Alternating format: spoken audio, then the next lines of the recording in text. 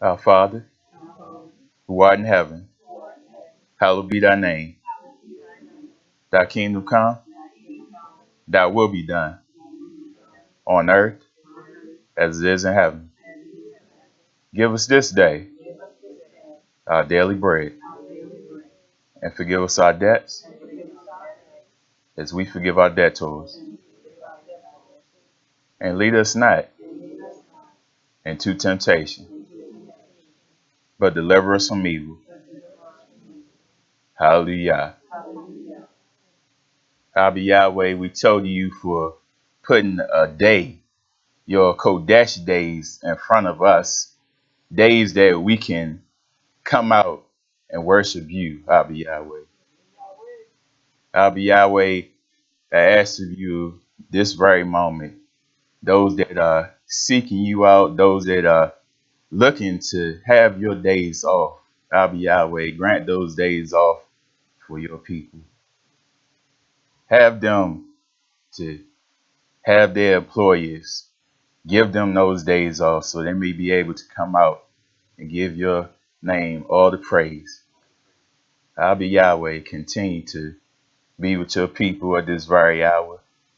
Release any amount of sickness, illnesses. Release any amount of pain, suffering that we may be going through at this very hour. Abba Yahweh, even look over those that may have lost loved ones.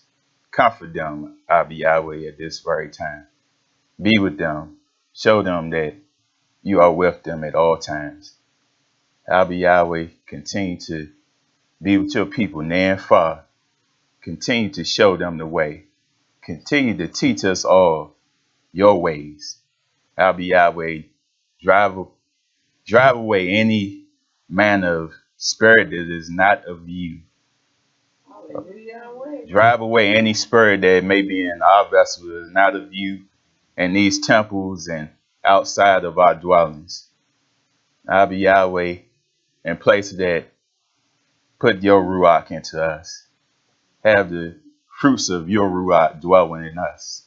Ahava, Shalom, righteousness, kindness, Abba Yahweh. Have all those things dwelling in us, and let us continue to walk in your righteousness. Abba Yahweh, continue to embarrass those that may say they're Yahudim, but not embarrass all of those that may pretend to be your chosen people. Abba Yahweh, continue to destroy any amount of wickedness, evil works that may be done in this earth. Continue to drive them all away.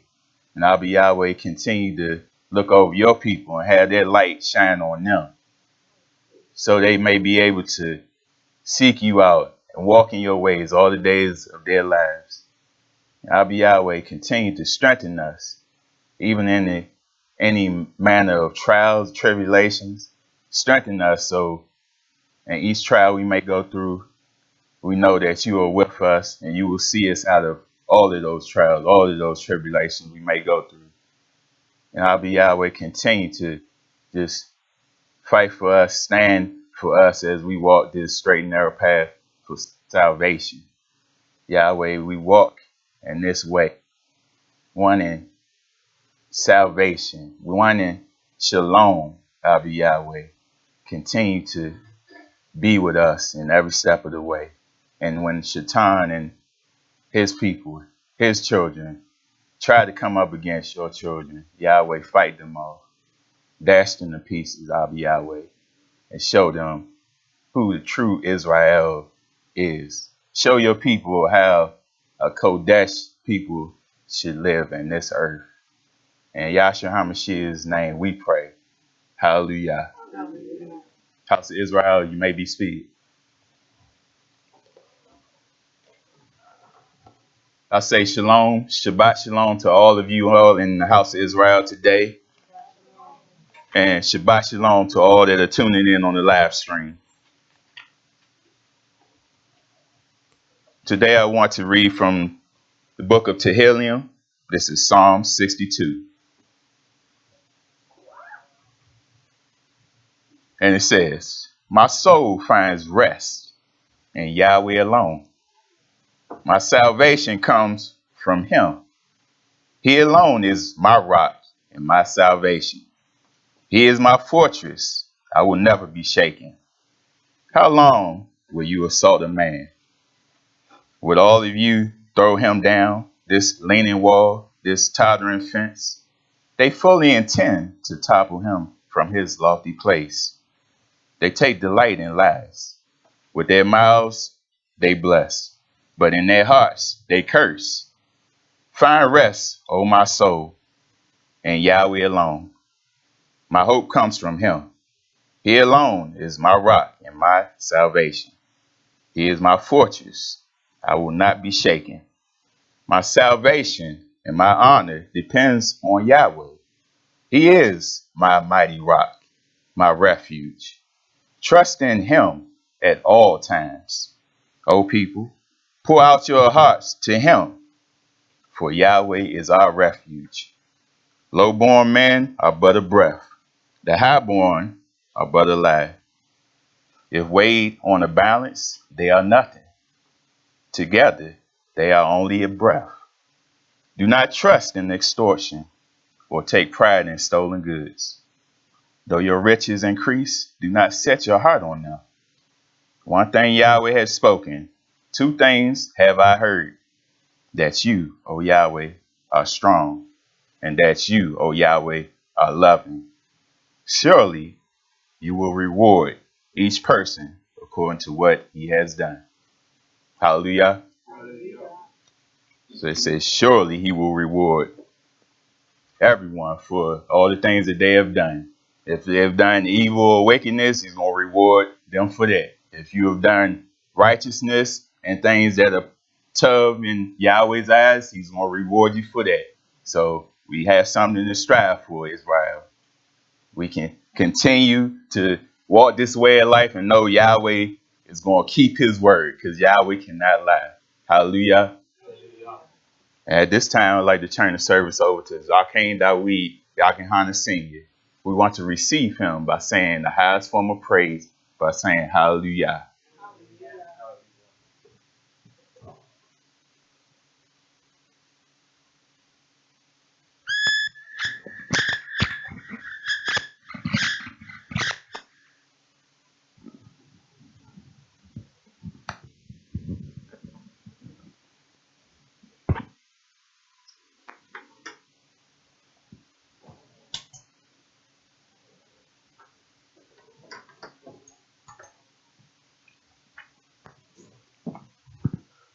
Hallelujah. Shabbat Shalom Yisrael. Truly we do total Almighty Yahweh and His Son Yahshua HaMashiach, thanking Him for the beauty of another seventh day, another Shabbat, another rest upon which we take the yoke of Almighty Yahweh and learn of Him. I told Yah for the beauty in that, for being able to gather as well as to have a place to gather. We told y'all for to be told y'all different. For the beauty of that in the simplicity of our captivity as a nation. One of the things in which, before I do that, let me just again total y'all for all of you for your presence, for the ability to gather, to come forth, to show up, despite even the obstacles that are placed along the way in our travels and our journeys today. We do total y'all for that. For you as well that are listening via the live stream, we total y'all for your patience, for your kindness, for your letters, your calls, for your offerings, for all the many things that have gone forth to help us push forth the word of Almighty Yahweh here. I say that we do total Yah for a place in which to gather. In many instances, people don't have a place in which to go and to gather. Yah made a way wherein in which we can even teach others some of the things that were here, that were contained in the smallness of just these four walls.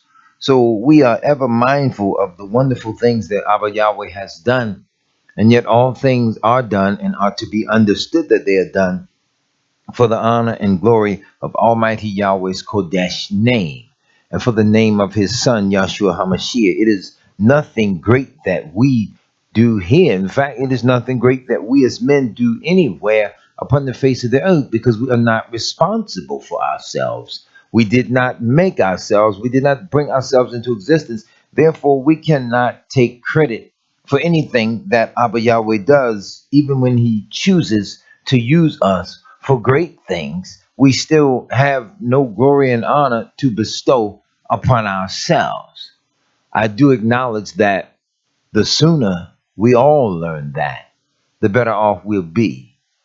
I was reflecting earlier this morning on the joy of parenting and reflecting on how Abba Yahweh put the perfect balance into the relationship, that if a father is not there, there is a level of disruption that takes place in the life of the children, as well as if a mother is not there. There is a level of disruption that takes place in the life of the children. And as I reflected back on that, not in a sense of arrogance or pridefulness or anything of that nature, but I just began to really total Abba Yahweh for both my father and my mother. And as I began to total Yah for that, I began to realize that He placed us in the earth as just that, as His representatives of His Torah in the earth, and that we are required to keep it. We can carefully observe the mannerisms and the behavioral patterns of ourselves as a people. I say this because no other people upon the face of the earth have suffered the calamities and the judgments and the destructions that the people of Yahweh have suffered, the way in which they have suffered. No nation can ever safely compare themselves to that. Then the depth of their suffering can, in many instances, oftentimes be minimized even by we ourselves, who then seek to suddenly include all people prior to really coming to an understanding of the people that Yahweh called first. I'm going to make that plain. Because the issue of race and ethnicity or cultural dynamics of the world, the issues of that are so sensitive because many people live in a world of lies. You test the validity of parenthood.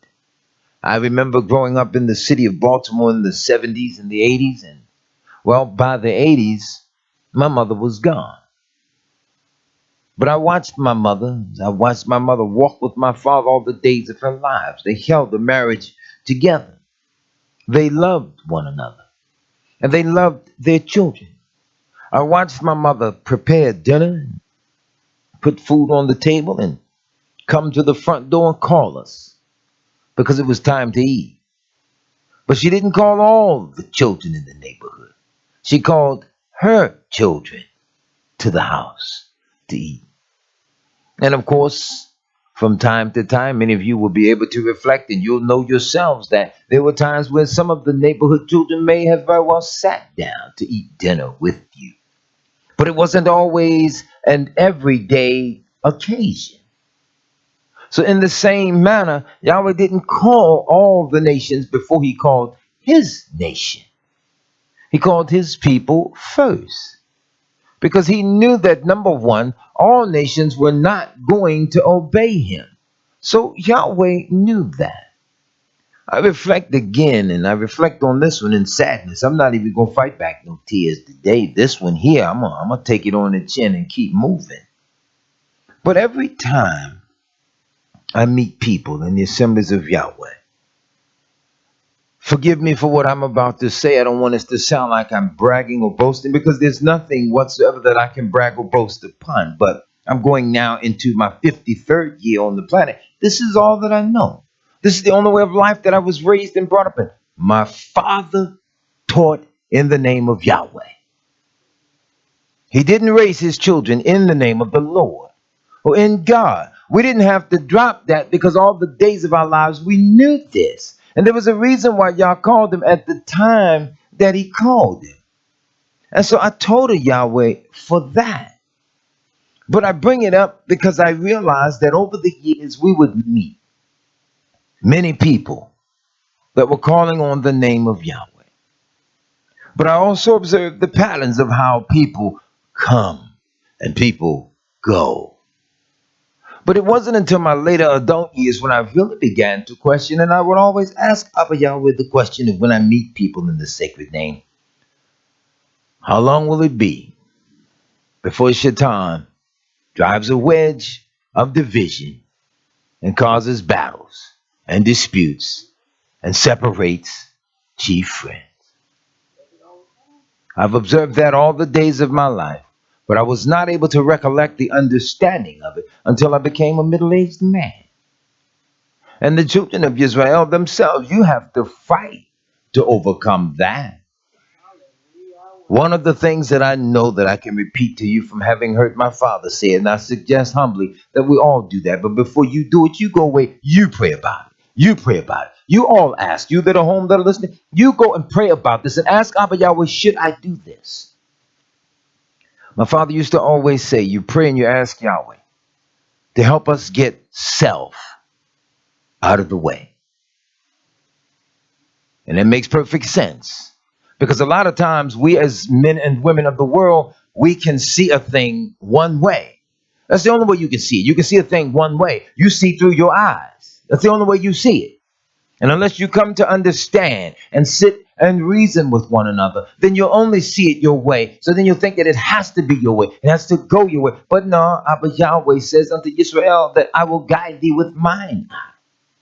That's what he said. So then we want to be seeing the world through Yahweh's eyes, which means we got to ask Yahweh to help us get self out of the way. This is the only thing that creates the bond and the brotherhood of Israel like it should really be created. Come on, man. I'm not going to ever be so proud and so ignorant. I'll use that word. I'm not going to ever be so proud and so ignorant that I can't be told anything. Sometimes you get in trouble by listening to the wrong thing, truth be told.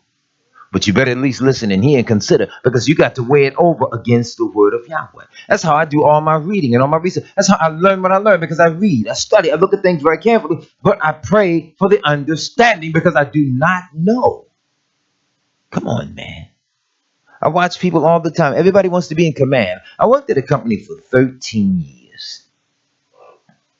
Prior to working with that company, I had worked with a brick mason here in this city. They count him as one of the premier brick mason. He's an awesome bricklayer, and I learned so much under him. And after we got separated for a few years, I was just out in the field working, and all that he had taught me, I learned. All that my father taught me, I learned. I was here, I was there, I was applying it. And I met a little white boy. In his own subtle little way, he was a racist. He despised people. You had to hear his dialogue to catch this. But in his own sort of way, he kind of had a little affection towards me. He liked me. He took towards me. And we had a little scuffle on the job. After the scuffle, he liked me even more because he looked up and realized that I wasn't going to back down off of him. But he taught me ever so much. So that by the time I picked up with another company, there was a man there that knew nothing. But he thought that the nothing that he knew should supersede all that I knew, because they had taken him because he was friends with the boss's son and put him over me. And then the irony was that the boss's son was afraid of him.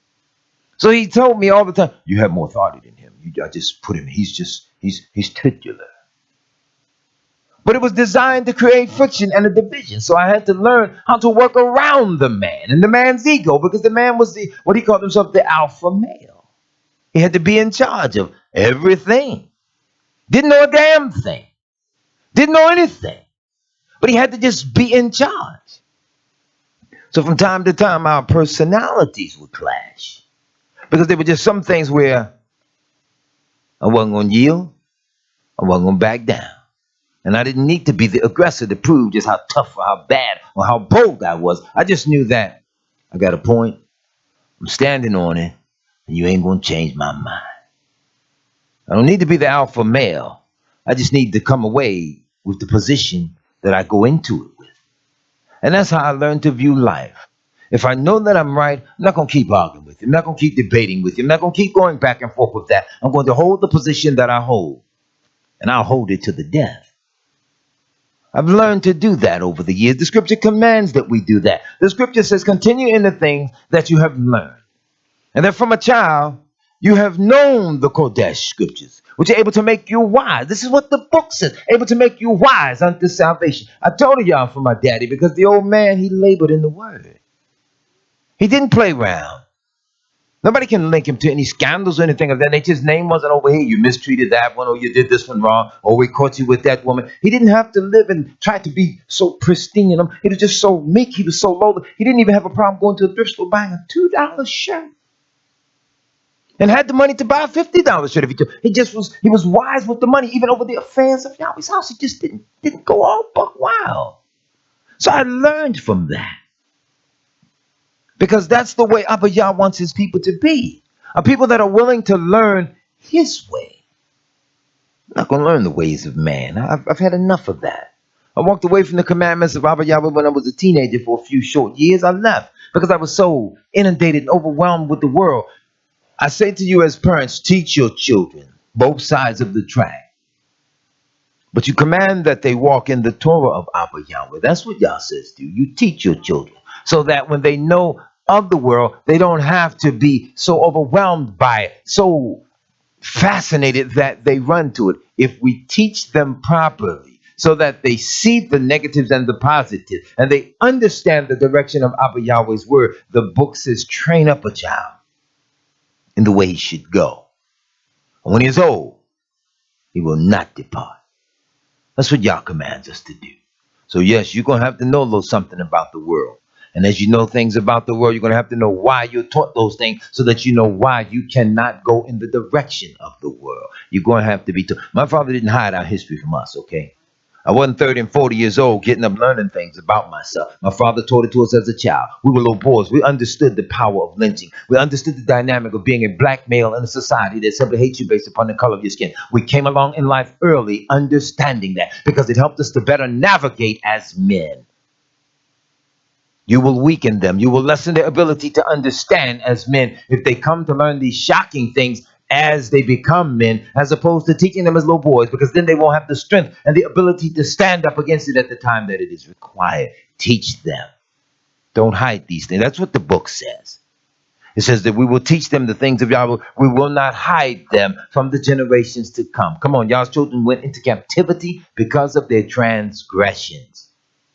It is so difficult to teach people of Yahweh. So today we're going to deal with a little bit about teaching the new generation of converts.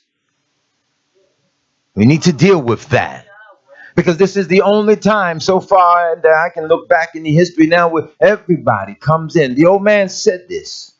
The assembly was located on North Avenue, 1345 West North Avenue here in Baltimore.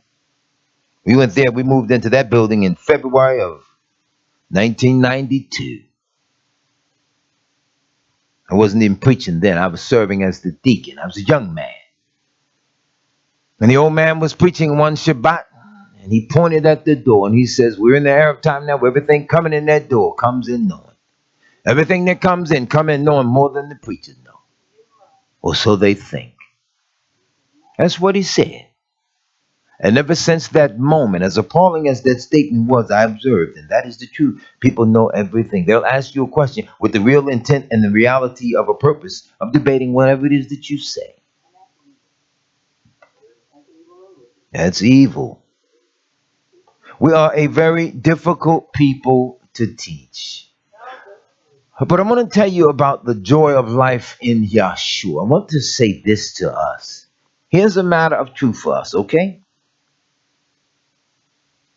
There's no greater joy of learning something than to simply humble yourself and acknowledge that you don't know. You don't get to the joy of learning until you acknowledge that you never knew that, or that you didn't know that, or that you're learning something. We can open the pages of Torah all the days of our lives and learn something new. We can learn according to the beauty of the Torah of Yahweh. Yah's word says that faith cometh by hearing, and hearing by the word of Yahweh. Everybody knows, and they will tell you, but they will not keep it intact or in practical application. Everybody tell you, the Shema, the Shema, the Shema. Well, let's back up. If faith comes by hearing, and hearing by the word of Yah, the first commandment of Yahweh was for Israel to do what? to hear. Then that means shut up. You don't go trying to tell it, you hear. See how now practical application comes into play, and people can't function under that because everybody wants to expound upon what they know. We were riding to work the other day.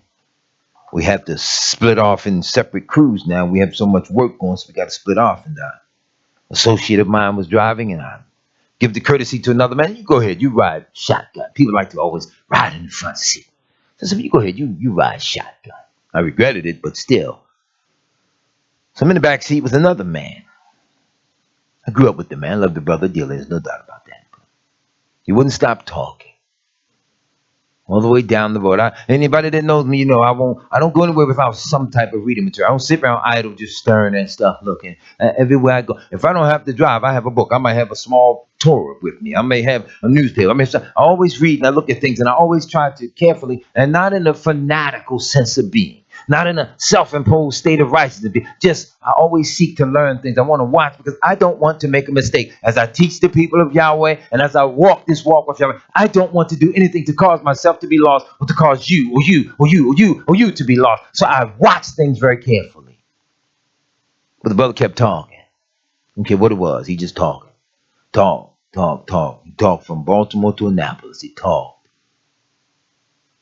As soon as I thought he was quiet down and take a breather, he talk, just talk. But Yahweh has talked to the children of Israel, and we have never listened. And I thought on that as the brother kept talking to me. I said, now, if he were a preacher, he would learn you don't even have that much to say sometimes.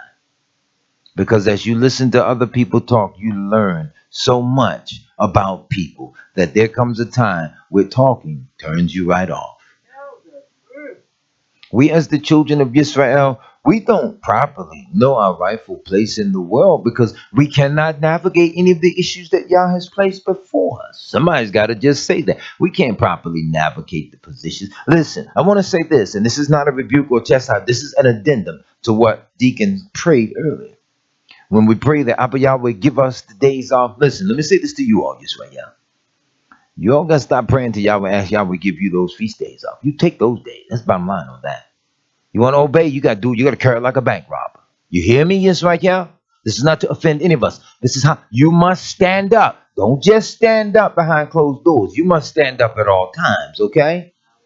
Come on, you have to stand up. The man says to me yesterday on the job site, he says, well, where you been? You supposed to been down here over a week ago. I said, well, actually, I wasn't supposed to been down here over a week ago. Say, huh? Yeah, he said it a little feminine, huh? Explain that to me. So I was in his trailer, so I walked up on him. I said, well, we keep the feast days of Yahweh where I come from. And the Kodesh days of Abba Yahweh commands that we worship Abba Yahweh, keep a feast unto him 7 days. And on the 8th day, you shall have a Kodesh convocation. So I don't know about you, buddy boy, but I kept that. And them people at that office knew I wasn't coming out here until after those days were over with. So, oh, I understand. Just that simple. We have to learn to stand up for what is the truth, okay? You have to stand up for the truth. The truth is already standing up for you. You have to stand up for the truth. You have to take your time to learn of Yahweh. I'm going to bring this out again because, see, we as the people of Yahweh, we can't always stand one another. I don't understand the depth of that type of spirit. We have to ask Yahweh, but see, Shaitan doesn't want any of us to be saved. He doesn't want anybody to be saved. So if he can drive a wedge of division, a rebuke, a chastisement between any of you, he's going to do that. And you got to be man or woman enough to control that yourself. Otherwise, Shaitan's controlling the vessel. I'm talking to all of you. You hear me? We have to be able to be in control and in charge of that. Sometimes you're going to take some stuff. I used to watch my father go preaching. I was a youngster. And you would have to go find people that are alive that were with him when he walked in Yahweh. I'm going to be careful how I speak about the old man because I don't want people to feel like I'm pedestalizing him. I'm just giving witness and testimony to the behavioral pattern of a man that I knew served Yahweh. So I can testify to what I seen. Is that all right? So let's remove myself from the equation as his son. Let's just talk about it as a man. We now witness. See, the apostles could write about Yahshua because they were eyewitnesses to these things. So even though you give the praise and honor to Yahweh as you do unto the Son, they were able to talk as eyewitnesses. So I want to talk about this as an eyewitness, okay? I used to watch the little man preach and teach, and he had an understanding of things in the Torah of Abba Yahweh that a lot of the messengers that were around him did not have at that time. They were not able to apply it at that time. My father says unto me, Yahweh gives every messenger in every age, wherever they are in every region of the world, the level of understanding that he wants them to have at that time. It is Abba Yah who does the dispensation of the wisdom, knowledge, and understanding, not man. You hear me, Yisrael? It is Yahweh that gives us the wisdom and understanding. And the secret to it is in the book of Deuteronomy. He says, you keep the Torah of Yah. He says, you keep therefore and do them. For this is your wisdom and your understanding in the sight of the nations. So I would watch the little old man take rebukes and stand up under pot shots and character assaults and all that. Come on, I'm young, I'm a little more youthful. You know how we are as young men. Well, our pride and our ego gets in the way. You don't let nobody talk to you any kind of way. The man will humbly take it. He didn't pay it no mind because he spoke what Yahweh told him to speak. If somebody didn't understand it, it mattered not to him how prominent they were, how valuable they were to the community, or how egotistical. It mattered not to him. He delivered the word and could still sit right back down and dialogue and talk with you with no hypocrisy and no animosity. And I always wonder, how in the world can you do that? Can I be real now? I'm thinking to myself, and it was Shaitan putting that type of thought in my mind. I said, no, it couldn't be me. I'll hit him in the mouth. That's the type of thinking that I had. And it was a wrong type of thinking. It was the thinking of Shaitan. I find myself today in that same situation now, where a lot of times people talk, you just got to let them talk. Just like I did the man yesterday. I just let him talk. I heard every word he said.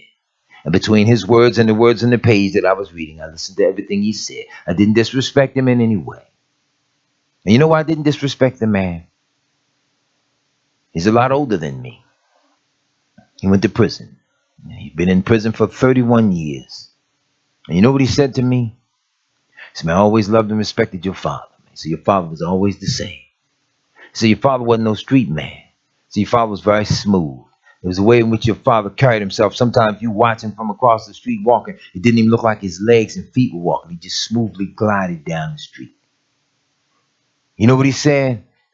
He doesn't know Yahweh, but he said, only man of God can walk like that.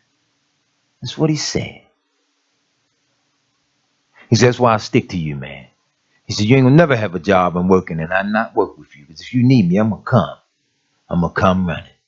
He said, we gotta learn as a people to stick by each other's side. He said, man, had I learned that coming up, man, I'd have never spent all that time in prison. I said, well, brother, you clean up yourself. I'm gonna teach you something about life you probably didn't know. I'm gonna show you some things. We gotta walk like that. We never know who's watching.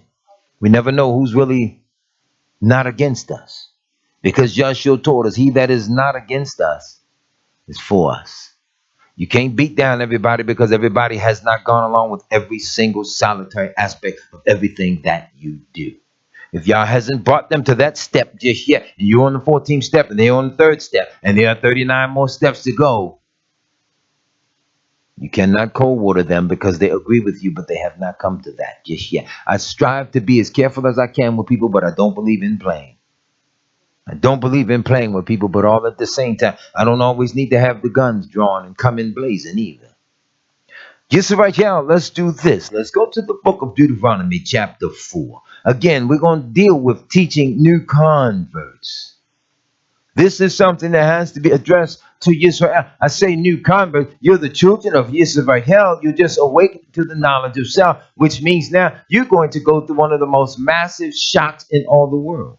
If anybody has ever been hospitalized or had any type of surgeries or anything of that nature, you can talk about the aftershock of your body having to adjust, having been cut open, having a broken bone or anything of that nature. You can now in your mind's eye recollect the adjustment phase. You hear me? And as you look at the adjustment phase, your sense of smell, your taste, your touch, your ability to walk or hand gestures or movements, things change until you readjust. Sometimes you relapse into an older way. You never know what it is. But it's the same construct with people who are awakening to the knowledge of truth as Yisrael. There's a lot of chatter on the internet. I wouldn't be on the internet today were it not for you way out in the community at Victory. I wouldn't be here today because I wasn't into this electronic stuff. Let's be clear about that. I was just as happy. One little radio broadcast a week, little community meeting here, there. Sometimes got to travel, different state, this and that and the other. I delivered it the way that y'all commanded it to be delivered. So I ain't gonna stand here before you and play and or pretend to be no great man, no great orator, no profound leader, not born to do anything great, nothing greater than whatever it is that Abba Yahweh says, because there is nobody greater than Yahshua. So for that cause, I stay in my place. I seek to stay in my place in that manner and in that level. We have to learn as Yisrael that we have been given a great responsibility, and we must also acknowledge to ourselves that we have failed in that obligation towards Yahweh. We have said, as our Father said, it goes for us too. All that Abba Yahweh has said unto us, we will do it. Then we better stop and look around and realize, okay, I didn't keep that part of the bargain. Okay, I didn't do this way. Okay, I didn't do that way. You don't do it on the job because they're going to get on you. They're going to chastise you. They may reprimand you. They may even fire you. Then we got to look at it the same way with Abba Yahweh and even more. We cannot be told anything as a people. And as I've said before, oftentimes people come and people go. They've even done that here. But I always look at the relationships and I watch things very carefully. And I'm going to say it again that I've often asked Yahweh, how long will it be before Shaitan drives a wedge? See, we as a people, let's just tell the truth. We don't know how to get along with one another. That's the truth of the matter. We don't know how to get along. Truth be told, a lot of times people don't know how to get along with themselves. They can live in a one-bedroom apartment alone, just themselves and their roaches and their mice. They cannot get along with themselves. The roach won't be a problem to them. The mouse won't be a problem to them. It's themselves in the room. When they see that thing in the mirror, that's the thing they want to attack. Come on, man. So how are we going to get along with somebody else when we don't even like ourselves? And then when we look in the mirror and we see that, come on, where did this spirit come from that we are in a position where we don't like ourselves? We can't get along with nobody. Come on, man. In our communities, I talk about us as our community because I'm around us, because I live in our communities. I'm not around all the other people. I don't live in a mixed neighborhood. My neighborhood is predominantly people that look just like me. We moved into the neighborhood and things they were telling me over the years. So yeah, it used to be all other nationality. But slowly but surely, as we move in, they have a cultural aspect in which they say, there goes the neighborhood. And they move out. It's a fairly decent neighborhood. Then pretty soon we start moving in. Next thing you know, it's all of us. Then from time to time, you look up, you see one or two of other different nationalities. So then they'll start to speckle themselves in. Know for certain, even when you see that, they're going to take back over. That's the rule. That's the way it's going to go. Yahweh said it would be like this until the cities be laid waste and the houses without a man. We don't look at some of the things in Yahweh. We don't look at the single parent home today. Houses without a man. We don't want to look at things like that today. Come on, man.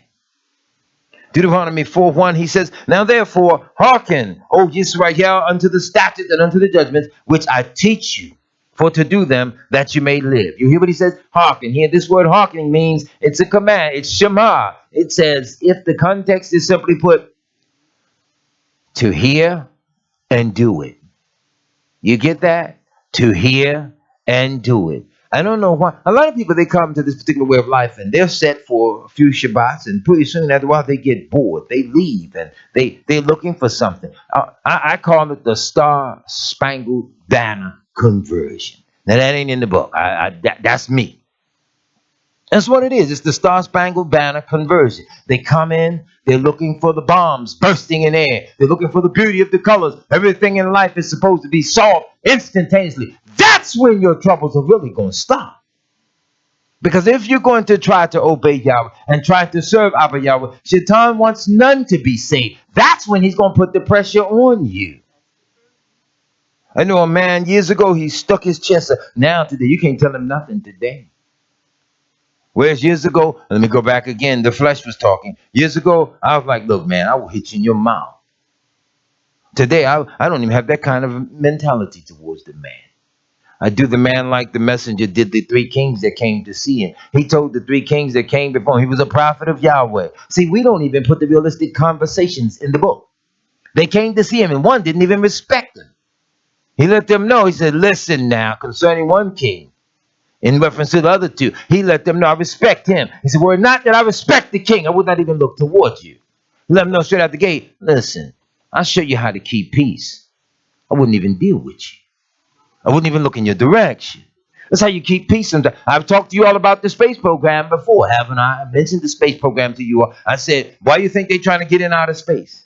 There's no peace in them, but they know there's peace in space. So they want to get in outer space. Get away from you. You're the one causing all the hell. So you go up there, the hell is there because you took it there. But there's peace in space. You said, what do you mean by that? That's me. This is the flesh now, the personal. I have a space program. There's some people I can't get along with. So I put them in my astronaut. But I put them in a space program. I put space between me and them. Because there is peace in space. And there is space in peace. Why is there space in peace? Because you're going to get over there. And you're going to live in peace.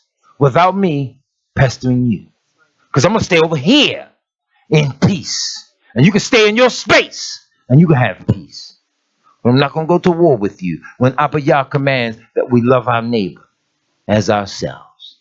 Sometimes loving a neighbor as yourself means you tolerating something about a neighbor that's despicable till they come to the knowledge of Abba Yahweh, till we all come in the unity of the faith. But when we start picking on one another, when we start biting and devouring one another, know for certain that the Ruach of Abba Yah is not indwelling. Don't lie to yourself. That goes for me. It goes for you. It goes for any minister. It goes for any messenger. It goes for any apostle. It goes for any nabeya. Everyone, anywhere, any assemblies, from the youngest to the old. It goes for us all. That's why when we strive this way of life, the easiest thing for us to do is shut our mouths and take the yoke upon us and learn of him. That's the best thing to do. You can't tell people nothing today. You all pray for me. I don't ever want to be in a position where I can't be told anything. I won't do that. I told their mother last week, I bring it up again just as a general example for me, not for you. It's a learning example for me. I had the directions to how we were leaving to come from a traveling journey. Mother said, well, my phone says this, we got that, do this, that, and you start to. I said, well, you know what? Let's go with that. And even if it cost us a little bit of time to be lost, rather than be disrespectful, I'm the boss, I'm. No, I just simply said, okay, I was wrong. I'm not going to be dogmatic and arrogant with the people of Abba Yahweh because I don't want to do anything that will keep me out of the precious kingdom to come. If it means that I got to rethink my ways and rethink every step of the way that I take, then I have to do that as I still have the charge of Yahweh's house to stand and make certain that you too do the same thing. This is how we have love and honor among ourselves. The scripture says in honor, preferring one another. You hear what I say? You'd rather give to others than to receive. It's more of you to be in a position to be Baruch, forgiving, than it is to be always receiving. Come on, man. We got to learn how to love one another. We can all talk it and preach it and teach it, but if you ain't striving to learn it, to learn how to do it, you just talking. So he told them, go in that you may live and go in and possess the land which Yahweh your Elohim of your fathers gives you. Look at that. First step out the gate. He's giving you some land. You cannot be free without your own land. Ain't nobody nowhere on the face of this earth manufacturing land. So where you going? Well, they're over there building a new country. I'm going to be moving over there as soon as they get it built. They ain't manufacturing no more land. Yahweh gave his people the best of lands. The best of people of the earth, because if they obey him who gave the best of all law, they will be a Kodesh people above all people who are upon the face of the earth. Look at us today. How are we going to say we're the best if we're scattered throughout the face of the earth and cannot obey, cannot even love and honor one another long enough to help each other obey? Come on, man. Even the viciousness of the global militaries, the men have a policy. They don't leave a man behind. He's shot, wounded, or whatever. Don't nobody laugh. Ha ha ha, he got a bullet in his leg and keep on running. They drag him. They bring him. They even get their dead bodies. 35 and 40 years after the Vietnam War, they were still searching, finding, and bringing home the remains of their men. You mean to tell me we don't have the right to humbly search out and seek out the children of Israel among the graves that we call the nations of the world? Come on, man. I remember as a little child, my mother's washing machine broke down. And not in a disrespectful context of fussing at my father, but my mother was talking. You know how, listen, sisters, don't y'all get upset. Let's just tell the truth. You know how sometimes you're trying to make a point, you get a little hysterical, you're trying to get your point across. You understand? Sometimes you're trying to articulate something and you feel as though the person does not understand what you're trying to convey. And in the process of trying to convey it more, you put a little more emotion into it. You understand? Am I misreading y'all? Just checking. Because y'all just look, everybody was like, okay, I just wanted to check. So my mother was explaining it to my father. I was young, I was a little boy, I'm watching. So my father, he studied the Torah every day. He'd read the newspaper, he kept up on current events, he looked at prophecy, he read every day. So as my mother was explaining to him, he was just sitting there looking at her. So I don't know if my mother misread it, what, I don't understand, but I just know she was hysterical, explaining about it being broke down, whatever. So my father had this nonchalant look on his face. That was him. Anybody that knew, he was always cool. Under pressure. I don't care what the pressure was, he was always calm because he was a praying man. If there was something that was beyond his ability to control, he didn't get flustered and panic and throw his hands up. He stayed calm because chances are you might not understand that he was praying. He was seeking a way to understand it. So he didn't say anything. He just looked, he listened. So my mother had a little attitude about it for a couple of days. But as she was explaining it to him, it was like in the evening, late sunset. Well, there's no way you could go get a washer. So what are you going to do? A couple of days later, my mother comes in. New washer was there. She walked around the house for an hour or so, whatever, didn't know it was in there. She goes in the room, she sees it. She's happy now. She went back into that hysteria thing again. She comes in the room, she catches him, he's reading, he's studying, looking at the book. And she says, Robert, he said, yeah, I'm just so sorry for the way I acted the other day. I'm just so sorry. And his response was, yeah. He kept on reading. Smoothest thing I ever saw. But I understood. He didn't get bent out of shape when she was explaining it to him because he knew, as the head of the household, it's my duty to provide everything that is required to make life as easy for us as possible. So why get upset? He knew he was going to replace it. Why must I use that as an example to get a particular point across today? Because that's how we're going to all have to be. We don't know what we need to know, but Yahweh does.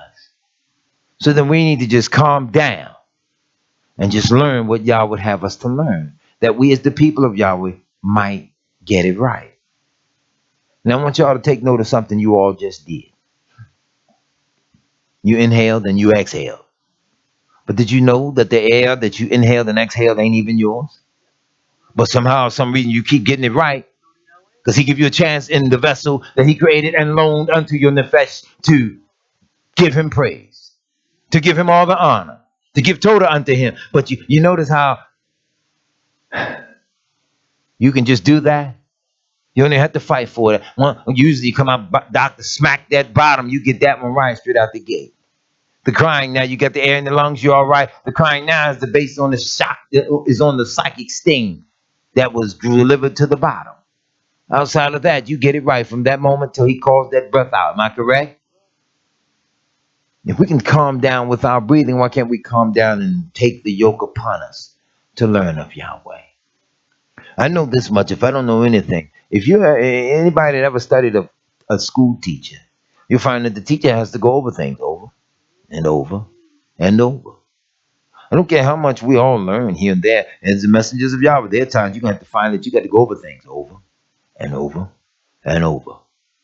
You got to do that. So look at this here.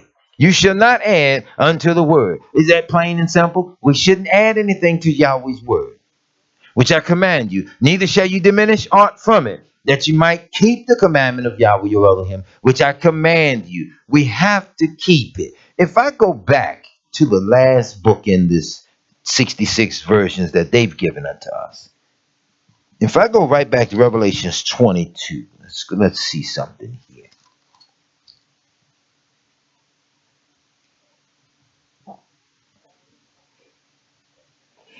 You shall not add unto the word which I command you, neither shall you diminish aught from it. Is that what it says? That you may keep the commandment of Yahweh your Elohim, which I command you. Don't add anything. Don't take anything from it, that you might keep it. Leave it as it is so that you can keep it, right? Let's go back. Revelations 22:16. Look at this. I, Yahshua, have sent my malach, my messengers, to testify unto you these things. Where? In the assemblies. Is that what it is? Y'all books say churches, don't? We know better, right? But Sister Sig, hey, she said, not mine. I have sent them to testify unto you these things in the assemblies. I am the root and the offspring of David and the bright and morning star. Don't matter what Shaitan's saying. Don't matter what any man is claiming. Now, Yahshua says, I am that, okay? I am that. And the Ruach and the bride say, come. It's an invitation. Come. And let him that heareth say, come. And let him that is athirst, come. And whosoever will, let him take the water of life freely. This is given unto us freely. Take it. For I testify unto every man. Listen now, no man gets away. For I testify unto every man that heareth the words of the prophecy of this book. If any man shall add unto these things, Yahweh shall add unto him the plagues that are written in this book. How are we going to get around that? The plagues that are written in the book, the plagues that come down with accepting the mark and all of that. If we accept those things, if we add those things, if we take away from those things, y'all see he will add those plagues unto us. How you going to get around that? And if any man shall take away from the words of the book of this prophecy, you hear this? You can't take this away. You can't subtract anything from this. You cannot do away with this. You cannot shift this around. You cannot make it what you want it to be because you refuse to believe it is that which Yahweh says that it is. Yahweh shall take away his part out of the book of life. You want that? Does anybody want that? He says if we do that, he'll take away our part out of the book of life. What is your part in the book of life?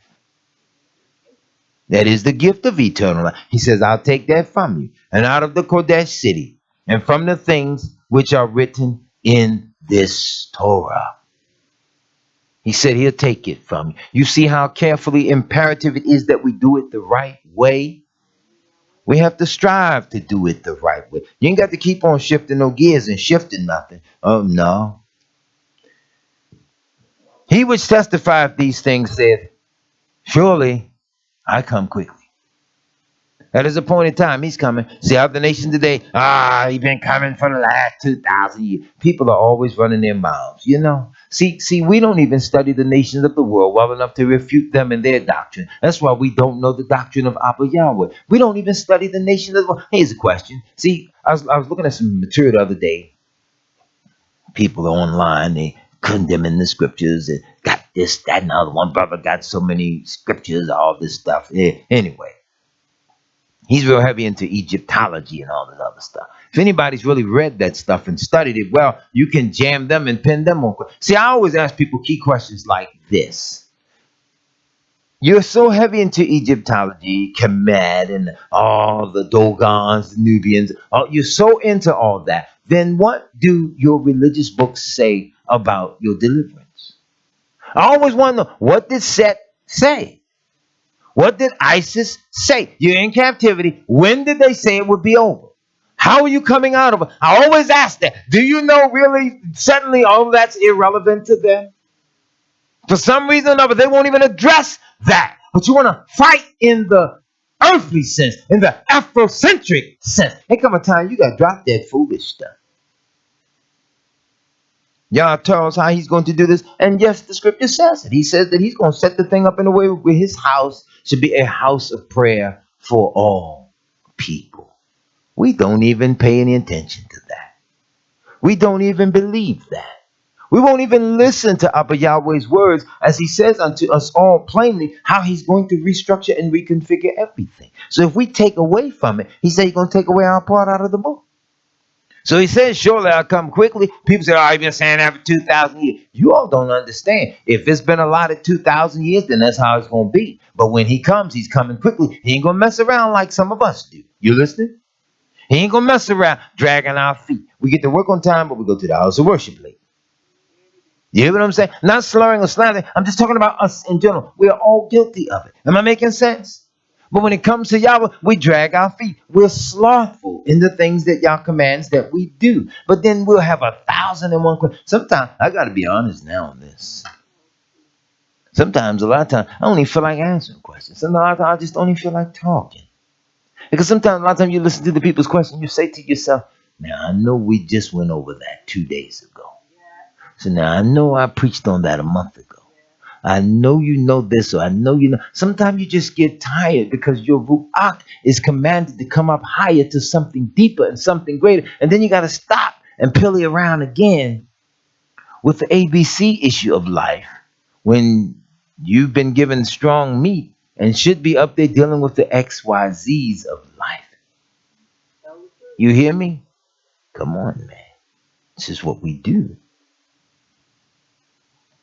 The unmerited favor of our Savior, Yahshua HaMashiach, be with you all. So be it. That's what he said. Look at the way he said, so be it. Amen.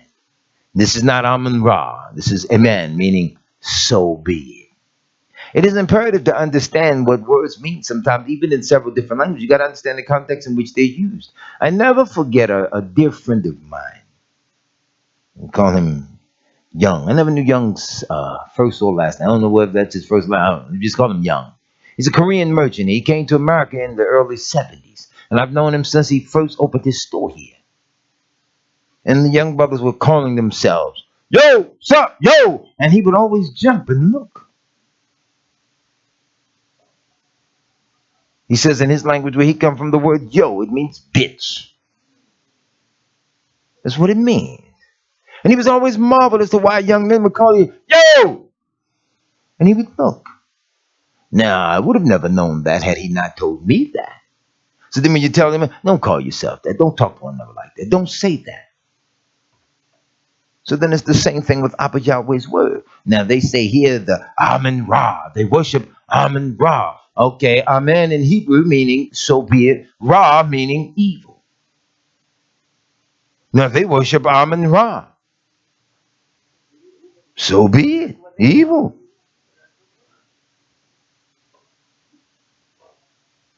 They'll say Yahweh didn't create anything. All things in this earth, God is a woman. That's their favorite. God is a woman.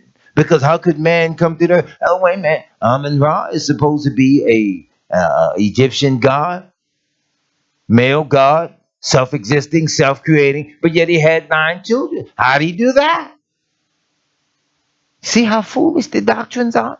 You don't even believe in the power of the Almighty because your minds are so locked and limited into the worship of self. Yahweh has all power. The scripture says our Abba is in the heavens. He has done whatsoever he pleased.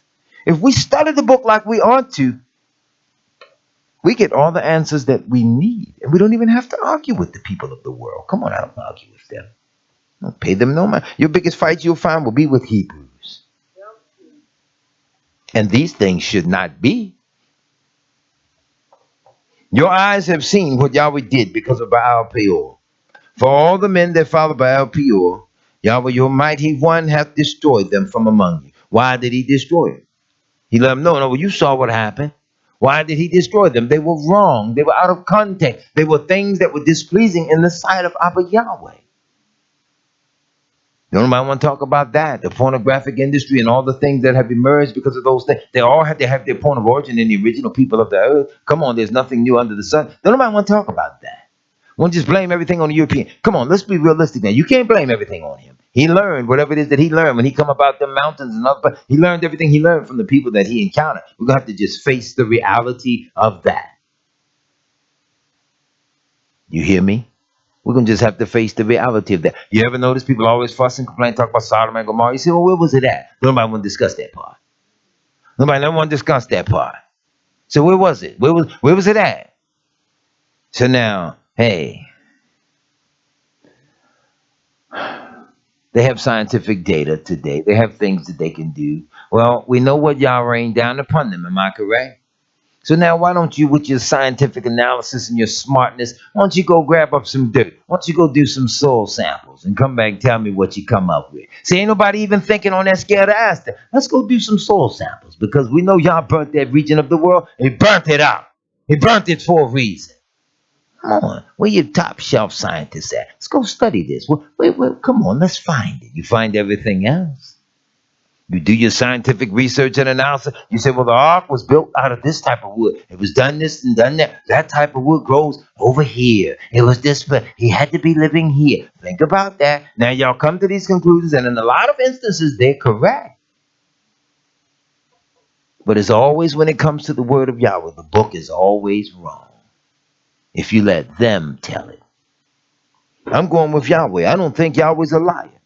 I find nowhere in the book where Yah ever lied. He asked Israel, see, ain't no greater test than when you put somebody to the test. And what have I done to you? He asked Israel, what iniquity have you found in me that you are gone far from me? He asked us that. Why then is it so hard to put all our trust in him? Does it not say, Baruch are all they that put their trust in him? Why is it so hard to do that? Let's be honest, because you don't trust him. You don't trust yourself. Tell the truth. Come on now. Look, y'all ready for this? Be honest. You out? The sunset early now. You out 5, 6 o'clock when it start getting dark. You walk past a group of young males. What you do? You get a little apprehensive. Tell the truth. You think for a moment, oh boy. Even if it ain't, you think for a moment. You look. You go to a particular store. They stand around in front of the store. You say, you know what? I'll go over here. That's what you do. No trust there. A lot of times because we have destroyed the trust and credibility. A lot of times in the assemblies of Yahweh, in the same manner, false shepherds have done what? Destroyed the trust and credibility. But you see, if we start looking at the word the way that we should look at the word, and you listen to the words of that man as they come out of his mouth, you start looking as to whether or not these things are in the book. You can't go off now value judging on your own. Well, I think this, I think that. As soon as I hear people say that, I shut my ears. Nobody cares what you think. What does the word say that we should do? Ain't it funny people obey the military? Ain't it funny people obey the police? Ain't it funny they obey the tax collector? Ain't it funny they obey the water department? Everything that they say do, we obey that. When it comes to Yahweh, we always have a problem with it. And we're so programmed to have a problem with everything that Yahweh says, we don't even have a problem with having a problem with him. Think about that. We'll never question and check ourselves with why we have a problem with the word of Yahweh. Now, there are things in the word of Yahweh that I see people do. I have a problem when people do it when I know good and well Yah didn't command that you do that. And then says something else we as a people must learn. Don't go shifting your position and not justify why you shifted your position, okay? You can't have a position today and that's where you've been standing for years. Then all of a sudden you done jump track. Now you got a different position, direct opposite of what you used to believe, but yet you can't explain why you shifted the position. At least give credibility in the analysis and explain why you now, hey, I've come to the knowledge of something. I didn't believe this, that, or the other. Well, now I believe that based upon having been disproven in my point. People cannot say that, and that's pride. I'm back to square one. We have to ask Yahweh to help us get self out of the way. Because if we can ask Yahweh to help us get self out of the way, then you won't mind when somebody rebuke you or chastise you or correct you, especially if you're dead wrong. You will not mind. You will not mind. I ain't talking about no I ain't talking about no browbeating and no daily whipping up on now just because I personally don't like it. I'm talking about the word. Because the truth of the matter, that word gonna whip up on all of us. The messengers and all. Why do you think the messengers of Israel went into captivity with the people too? They were there, even as righteous men, they suffered too. Yah says in his word that there's none that doeth good. No, not one. I think that would include the messengers too. We have excuse me, our faults, our failures, our shortcomings. We still have the responsibility of being circumspect. You hear me?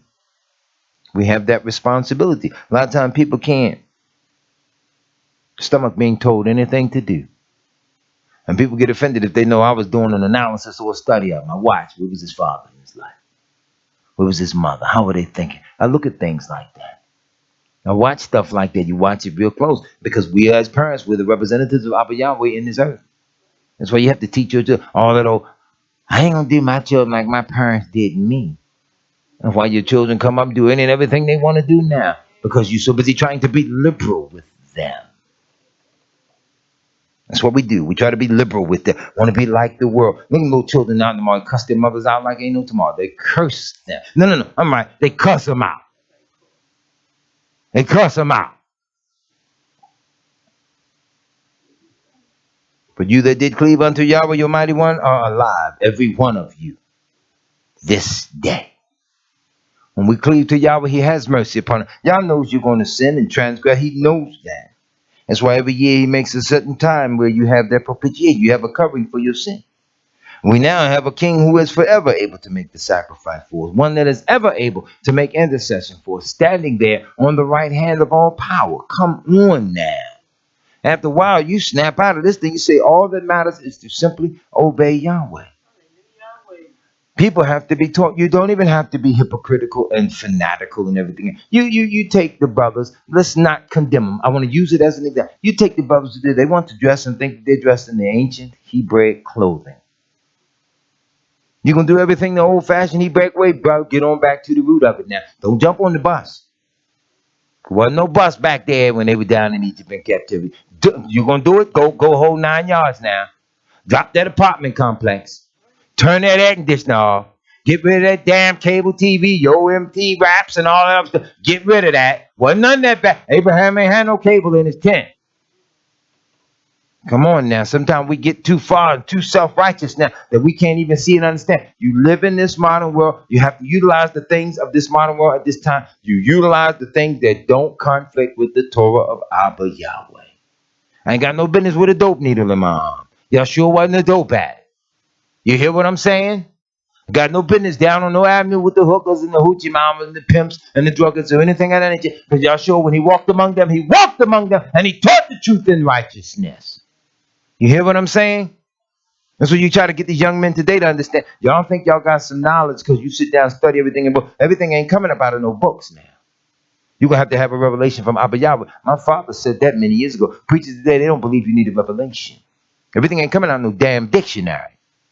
And I don't care who don't like that. Everything you need to know about Yahweh ain't coming out no dictionary. Where was Moses' dictionary? Did he have one? Come on now. Truth be told, hear me on this point. Don't disrespect this point, but hear me on this point. Truth be told, with our dictionaries, concordances, and all these other study aids that we have, we really should be ashamed of ourselves. We really should be ashamed of ourselves because we have to depend on the publishing entities of other people to come to an understanding of Yahweh's word. When Yahweh says in Yeshayah 59:21, my word that I have put in your mouth should not depart out of your mouth, nor out of the mouth of your seed, nor out of the mouth of your seeds forever. He didn't say out of the mouth of Daniel Webster. He did not say out of the mouth of strong, exhaustive concordance. He said out of your mouth. Adam witnessed unto Hawa, he says, you saw how the word of Yahweh talked with us. Anybody ever talked with a book? And don't give me that crap about these new children talking books today. You know better than that. We don't believe the word of Yahweh as thoroughly as we ought to. If we don't believe that we have to get revelation from Yahweh, we might as well hang it up right now. I don't care who you are. I stand up on that. If we don't believe Yahweh is a revealer and talks and teaches to his people, we might as well hang it up. How you going to get the depth of your knowledge if your knowledge base is based in white supremacy? We might as well hang it up right now. And I don't think nobody read more than me. See, I try not to make my life story because I know how it felt when it was done to me, even recently. I try not to make my life story surpass your life story, or your life story, or your life story, or your life story. You may have an experience on a dynamic or an aspect of life that I didn't, and I can do nothing but hear. You hear what I'm saying? Israel has to hear the word of Yahweh because Yahweh's word, it is living. It is quick. It is more powerful than any two-edged sword, and it should live within us. This is why the book reminds us, let this mind be in you, which is also in the Messiah, Yahshua. We got to get to that point where that's the type of mind that we seek after, where that's the type of mind that we have. That is what we have to do. We don't pay attention to the beauty of Yah's word, so therefore Yah doesn't shine it down upon us. Yisrael fails to take into see when you don't listen to this, when you don't teach your children their history properly, then they come up with missing pieces of the puzzle that they don't understand. For example, I was down in Annapolis yesterday. I was looking around in Annapolis and I said, I don't like this old high price place. 4 men sat down to eat. The food cost $53. 4 men sat down to eat. $53. As we were sitting there, the brother do all the talking. I shut him down. I wanted to make a point. I said, do me a favor. Don't keep on sitting around here hollering at or slyly eyeballing these little white women that's walking around down here. Because you ain't in that type of world. But what you should look around and pay attention to is the fact that this was the importation center. This was where they were bringing in and dropping off all the slaves. So if we go back a couple hundred years, you and I sitting here now, we be in chains. So I want you sitting here now looking and lusting and not understanding the depth of what you're sitting in the midst of. Had to shut him down. We don't pay attention to the world, okay? Now, let's go a little deeper into that.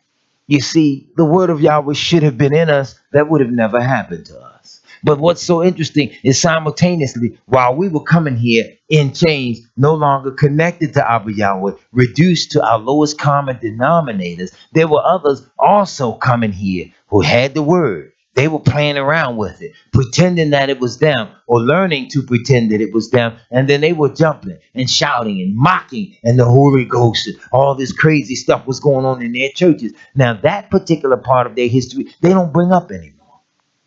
They turn it around. They highlight you and I jumping and bucking and shouting in the churches, running up and down the aisle. This ghostly spirit come upon you, and you, oh, she's a witch. Oh, what doth plague thee? Can you imagine? So both sides were wrong. Both sides were far removed from Abba Yahweh. Only difference is one side had kept the records and had access to everything about you and hid that from you. But you cannot hide that which is hidden within. So then in every age, Yah had someone that he had to awaken. In every age, Yah had someone that he had to speak to. Yah had someone that he guided to tell them how to put the others back on track. If we don't believe Yahweh speaks to us, I ain't gonna get in your way when you don't believe Yahweh don't speak to you. I'm gonna watch everything you do, because if he ain't speaking to you, then you're acting outside the confines of what the Ruach would have you do. Those are things my daddy taught me. The book says, continue in the things that you have learned, and that from a child thou hast known the Kodesh scriptures. That's what the book said. That's why I keep bringing it up, because a lot of times I got people younger than me wanting to walk up on me and walk all in my mouth. Now, I ain't bust you in your mouth yet, brother. Try and be real polite with you. I got children your age that are raising their children that are your children's age. You might want to step down. Sometimes you got to go at people like that. You hate to do that. But sometimes people push up on you because they think themselves to be superior, when the book says that we all have sinned. There is no Israelite superior to another Israelite. Cut that. You treat one another with the same love and honor and respect that you would want treated. A lot of times I see things and know things. I told you all before. I don't rebuke and chastise every little indiscretion that I see right here. I talk to you about it. I try to open that book and I try to show you. Even Abba Yahweh said to Israel, he would not always chide. He would not always keep his wrath and his anger with you forever. He knows that you are but flesh. But at some particular point in time, that you got to snap out of this and take full responsibility and be yourself. If you say you are the sons and daughters of Abba Yahweh, then you got to strive to live like that. Because you're too busy trying to do that. You ain't got time to disrespect nobody. You ain't got time to walk all over nobody. You ain't got time to be eyeballing nobody, see if they get it right. Because you're so busy eyeballing yourself. You hear what I say? Come on, man. I talked with a brother a while ago. I had it in my heart. I didn't like something that the brother did. I had it in my heart to really let him have it because I think that what the brother did disrespected the men of Israel here. And I had it in my heart to let him have it. But when he began to talk to me and I began to listen to what the poor brother said, I felt even more sorrowful for him than I did the fact that you call yourself dissing your own brothers. And I didn't say a word. I just kept what the man said to me. I kept it in my heart. I knew then. I said, see, Yahweh is a paymaster. But rather than stick that out there in your face, I would just count that as a loss and move on. You get self out of the way. When we learn that it ain't about you, that it ain't about me, but it is about Yahweh Shua. When we learn that, we're on the road to some honorable living now. We're on the road to salvation. Come on. It's difficult to teach us when we are puffed up with pride and we always already know. What are we going to do with the little man of Yahweh that was so fed up with the people of Yahweh, he went all off by himself? He was so hurt, so brokenhearted. Yahweh spoke to him. I want y'all to hear me now. He spoke to him. He says to him, what are you doing here? You ever read that? You ever read that story? Yahweh asked the man, what are you doing here? I guess I better shut up and go get it, huh? How about I do that? How about I just shut up? Let's go get that. Let's go to the book of First Kings, I believe that is. First Kings chapter 18. Let me see if I can find that real quick.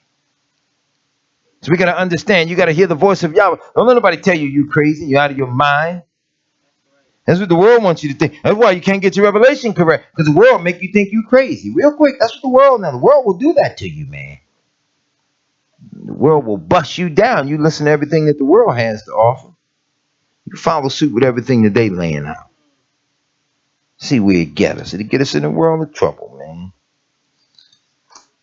All right, let me see if I got this. First Kings 19. I said 18. Pardon me. It's First Kings 19. I'm going to look around the 7th verse. And the Malach of Yahweh came again the second time and touched him and said, arise and eat, because the journey is too great for you. Now, I want y'all to pay attention to the power of Yahweh upon this man. He fed him once, then he fed him twice. He says, fill your stomach up here. Eat, because the journey you're getting ready to go on, the journey is too great for you. You need to eat. And he arose and did eat and drink, and went in the strength of that meat 40 days and 40 nights unto Horeb, the mount of Yahweh. You hear that? Don't fill your belly up, eat. And he went in the strength of it 40 days and 40 nights. Most people can't go in the strength of the sandwich that they ate for 24 hours. Come on now. Don't get mad at me. It's in the book. The man went in the strength of that. And he came thither unto a cave and lodged there. And behold, listen now, and behold, the word of Yahweh came to him. And he said unto him, look, and the word of Yahweh came unto him, and he said unto him, what doest thou here, Elisha? You reading this? What are you doing here, Elisha? And he said, I've been very jealous for Yahweh Elohim of hosts, of Sabaoth. For the children of Israel have forsaken your covenant. Notice now, look, he said, have forsaken your covenant. Look at how he's talking back to the word. Have forsaken thy covenant, thrown down thine altars, and slain thy nobbies with the sword. And I, even I only, am left, and they seek my life to take it away. You hear that? And he said, go forth and stand upon the mount before Yahweh. And behold, Yahweh passed by, and a great and strong wind rent the mountains and brake in pieces the rocks before Yahweh. But Yahweh was not in the wind. And after the wind, an earthquake. But Yahweh was not in the earthquake. And after the earthquake, a fire. But Yahweh was not in the fire. And after the fire, a still, small voice. Notice it says still. It wasn't a trembling voice. It was a still, small voice. It was one that was calm, cool, collected. The words of this voice were precise. And it was so When Elijah heard it, that he wrapped his face in his mantle and went out and stood in the entering of the cave. And behold, there came a voice unto him and said, what dost thou here, Elijah? In other words, what are you doing here? Are y'all listening to this? What are you doing here? And he said, I've been very jealous for Yahweh Elohim of Sabaoth, because the children of Israel, he didn't say the Christians, he didn't say the Muslims, he didn't say the Egyptians. He says the children of Israel have forsaken thy covenant. Is that a problem? Let me ask y'all again. Is that a problem? Thrown down thine altars and slain thy prophets with the sword. And I, even I only am left. And they seek my life to take it away. Now you know you in a hell of a condition anytime you seek to murder the messengers of Yahweh. You know you in a hell of a condition even when you seek to kill their spirit. Sometimes people talk to you in a manner where they try to crush your spirit. Come on, man. You got to be listening to everything. You got to be paying attention. I used to wonder as a little boy, there was this place in Baltimore. A lot of the preachers would go. Everybody that in that era of time that was in the city, but they knew. They man could say, where's so-and-so at? All they do was say two words. Oh, he down at the square. Everybody knew what the square was. Everybody knew where it was. He had the square. The square was a little park, covered a little 4-block radius. When I was a little boy, churches and different things on Sundays would let out. Sometimes the preachers and different ones, they would go down there on Lafayette Street. And they called the square, Lafayette Square. And they just cut it short. They said, the square. Now, I was a youngster in the 70s, man. But it was a beauty because it didn't matter what your religion or all that stuff was. People sat down and they talked. Nobody yelled and hollered at anyone. I was there. I know what it was about. They sat down and they talked. They reasoned in the word. See, this is what the children of Israel don't do today. They don't sit down and reason in the word. Everybody got to argue because everybody's trying to impose something. I'm always leery of people that want to impose the Torah of Yahweh upon me. Show me the Torah of Yahweh and let me take the scroll like the messenger of Yahweh did. Eat it up. You don't get nobody over your house. So you have something to eat, you want some cake, something, and grab them by the neck, and boom, smack the cake in their face. You don't do that. Then do you? Anybody here did that? You see couples get married, they play like that. They smash cake in each other. That's their little terms of affection, whatever. I'm with you on that. I don't even find that funny. I don't find that funny. But nevertheless, let's not get too caught up in that. The word of Yahweh is the same way. He told the messenger, you take it, eat it up. In your mouth, it shall be sweet. But in your belly, it shall be bitter. Sometimes once the word of Yahweh settles in with you and you start understanding the dynamics of it, it's bitter. You start breaking down the mark of the beast and what's going to happen in this earth, it's bitter. It's bad news for a lot of people to swallow. So then we go into denial and say, well, that ain't going to happen. That ain't true. I'm not going to call Yahweh a liar. I'm not going to call Yahweh a liar when I know the skill set, the talent that Yahweh has given unto me. I'm not going to let anybody downplay what Yahweh gave unto me. I'll research some of the best of them. Let's walk up in some of these government documents, some of these government files. Let's go to the Russian Office of Radio Frequency Identification Technology. Let's walk up in their office and see what they got, how they're going to mark their Russian people.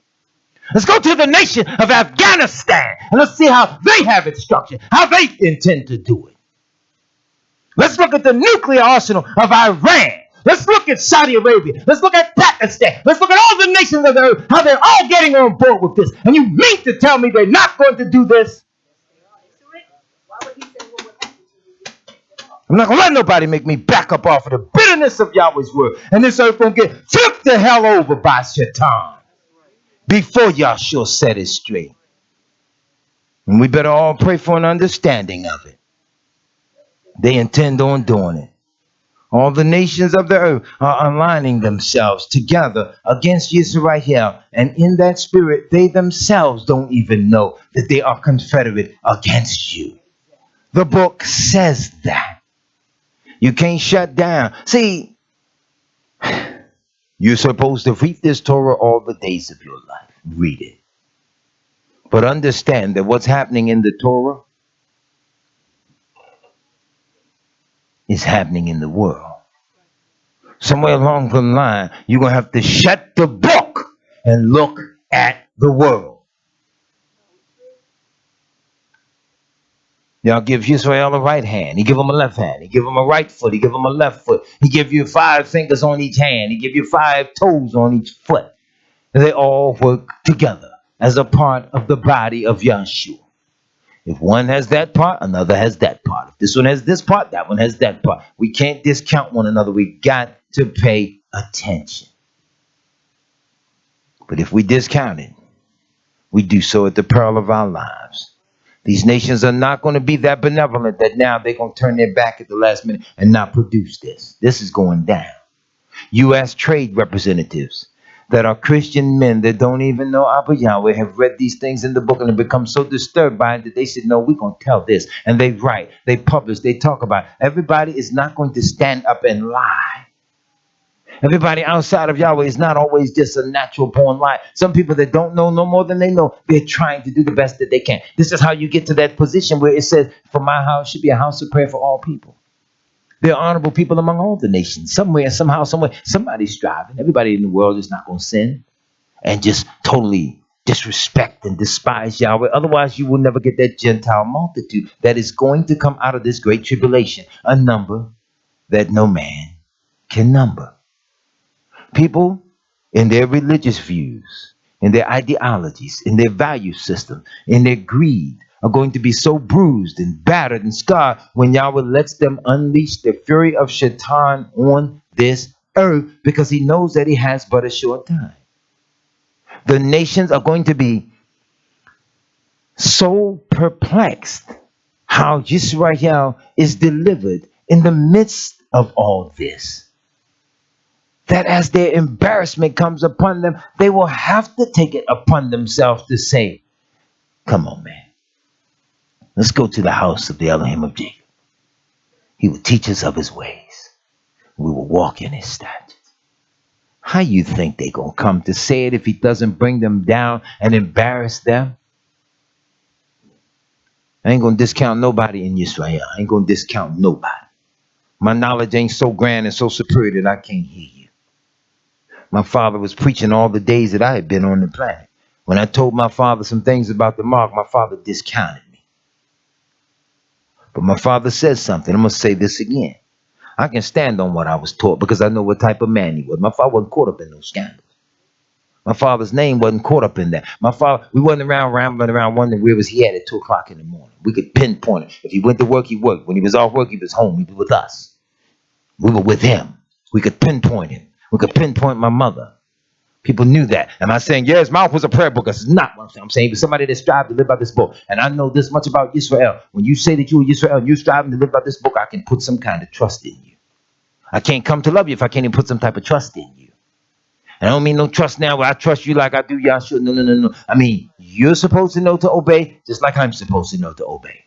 You're supposed to know to obey just like she's supposed to know to obey. Just like I, just him, you, us, them. We're all supposed to know. So then somehow, someway, this is how the love, the camaraderie, this is how the honor system is built among Israel, because we all know that these are Yahweh's rules. I ain't going to discount nobody. I'm going to listen to you close. And if I can disprove what you say, then I'm going to stand firm on it. And if I can't disprove it and yet I can't defeat it, then I'm going to have to go away and do the honorable thing. Pray that Yahweh open my eyes. I'm not going to stand there and talk to Abba Yahweh in a way where Yahweh can command that my eyes remain shut. He shut the eyes of the messengers in Israel. He said, people bring them the book. I said, read this to me. They say, I can't. It's sealed. That's what the messengers said in Isaiah. And then they take it to another one that is well learned. He couldn't read it either. Come on, man. He put that word in his people, the children of Israel. They're supposed to know this. What's written in the book? It ain't happening in the book. It's happening in the world. You have to shut the book sometime. And you have to sit down and just look at the world and look at it very carefully. Because all the nations are confederate against Yahweh. Let's not act like they're not. Come on now. Come on now. Well, one thing about it. Look, if people feel as though they need to piss on me, you go right ahead. I learned a very valuable lesson about electronic devices like this. I learned a very valuable lesson, man, that myself and Brother Durham, we were having the air wars. We had a fallout. And he was saying little nasty things on his program about me. The following week, I'd set the record straight. I'd say something about him. But then we had to come to a point of reckoning where, as men, we had to sit down and talk with one another. We come to realize that the little differences that we had wasn't so bad after all. And we apologized to one another. And we meant it. And I promised him that those things that I had said on the air, I'd never release those things ever again publicly. That way nobody could see it. If I haven't learned anything about these electronic airwaves and things like that, I ain't going to be beefing and bickering and going back and forth with nobody over that. I'll keep the word of Yahweh as Yah gives it unto me. If he didn't give you that, then that's fine. But if you have something he didn't give me, and I hear it and I know that it's the truth, I'm going to walk with Yahweh in that truth. And I'm going to walk with you as my brother in that truth. All that bickering, I'm not even going to be so childish as that. I'm not going to go through that. Not going to do that. I'm wise enough and diplomatic enough in Yahshua as best I can. I know Yah will command me. No, you be diplomatic. You don't show no division. I know people were wondering why I did what I did, but I know what Yah commanded that I do. You don't show no division. Sometimes when there's small things that can be ironed out work that you got to work those things out behind closed doors. You don't show no division because the enemy wants that. The enemy wants that. The book of Job does teach us. And sometimes it gets painful when you have to apply it, when you come to see it and understand. The book of Job does say the great men are not always wise. Neither do the aged always understand. Sometimes we can be great, but we're not always skillfully wise in everything that we need. Only Yahshua is that. Come on now. We as men, we can make our mistakes. But I do know this. I had a father who obeyed his father. He obeyed as best he could. I'm talking now about the heavenly Father. He didn't stand around lying saying, Yahweh told me this, Yahweh told me that. And people are, here you go with that again. If he said it, you could stand still and could count on it. I'm going with that. Y'all talk to the prophets. How did the prophets get talked to? He talked to them. He talked to them. And y'all can speak to us in any audible sounds and any constructive way that he sees fit. If y'all chooses to take a radio in your room that is unplugged and decides to speak to you through that radio, he has that kind of power. If Yah chooses to make an ass walk up on you and speak to you as it did the messenger, he has that kind of power.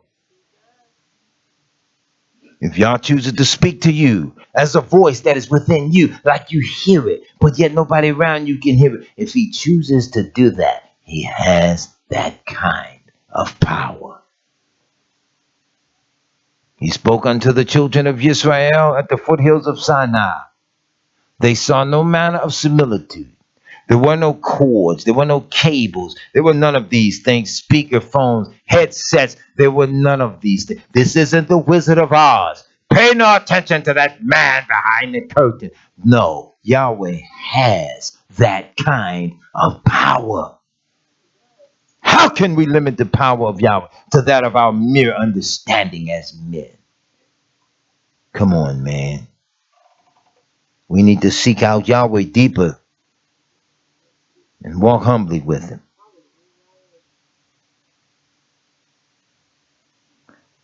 And he said, I've been very jealous because the children of Israel have forsaken your covenant, thrown down your altars, and slain your prophets with the sword. And Yahweh said unto him, go return on the way to the wilderness of Damascus. And when thou comest, anoint Hazael to be king over Syria. I want you to see Yahweh working now. And Jehu, the son of Nimshi, shalt thou anoint to be king over Israel. And Elisha, the son of Shaphat of Abel Moholiah, shalt thou anoint to be the prophet in thy room. You hear that? And it shall come to pass that him that escapeth the sword of Hazael shall Jehu slay, and him that escapeth from the sword of Jehu shall Elisha slay. Yet I have left me 7,000 in Israel, all the knees which have not bowed unto Baal, and every mouth which have not kissed him. None of us should ever make the mistake of thinking we're the only one. None of us should make the mistake of thinking you're the only one. I went through a massive trial and tribulation a few years back, and the thing weighed down on me some kind of fierce. It weighed down on me some kind of heavy. And my sister next to the baby, she, what they call the knee baby, the one right above me, my sister Rebecca, she said something in a very humbling and yet rebuking tone. Because I was up under low pressure. Sometimes you got things you got to do and you're under low pressure. And sometimes because you're up under that pressure, you're not thinking straight. You're thinking you're doing the best you can. So then you tend to snap on people. Then you tend to turn on people. Sometimes you tend to bite and devour allies. So my sister, she says to me, "Why are you so nasty, David? You're not the only one praying. We see what's going on. We're walking with you. You're not the only one going through it." And in the midst of that rebuke, I understood. I thought that trial that I was going through was just so horrendous that every little question, every little thing someone said to me, every little thing, it seemed as if it was so out of order. That's the way Shaitan worked, to pluck your last nerve. So you're under such pressure that you're reactionary to every little thing. But she had to remind me, you're not the only one praying. We see. She said, we see what you're going through. We're praying. And it caused me to back up and to ease my attitude. Because the scripture commands that men ought to always pray and not to faint. Come on, Yisrael. Sometimes we're guilty of not learning the lessons that we should learn as a people of Yahweh. Come on, Yisrael. Can I show you an example of something? I'm not even going to turn to it. I'm just going to mention something. I'm going to show you an example of something where even as the messengers of Yahweh, now that we read the historical works of our heroes of times, we can look sometimes and see their mistakes along the way. The scripture teaches us that the apostle Shaul and Barnabas had tension between them that was so sharp they had to part ways. Now, today we can look at that and say, okay, who had the personality between the two that was so abrasive that they could not come together like a magnet, but opposed, they had a scouring pad effect upon them. They rubbed one another. Who had the contention so much so that they had to be separated? Come on now. Somewhere along the line, we can't be so filled with the Ruach that we can't see things like that. I pray every day. I pray that you all pray that for me as well. I don't want to do the people of Abba Yahweh wrong, man. No, you don't want to do that. An elder mother, she said to me, you preached on the air. You laid some things down out of those lost books so well. That was so beautiful. She says, I wish I just had that. I said, well, do me a favor. You give me your address. She said, well, I don't have that, Apocrypha. I thought I had that, but I don't have this, that, and the other. No. And I said, well, you give me your address. And I shocked her last Wednesday when I did the broadcast and I knocked on her door. Gave it to her. She cried.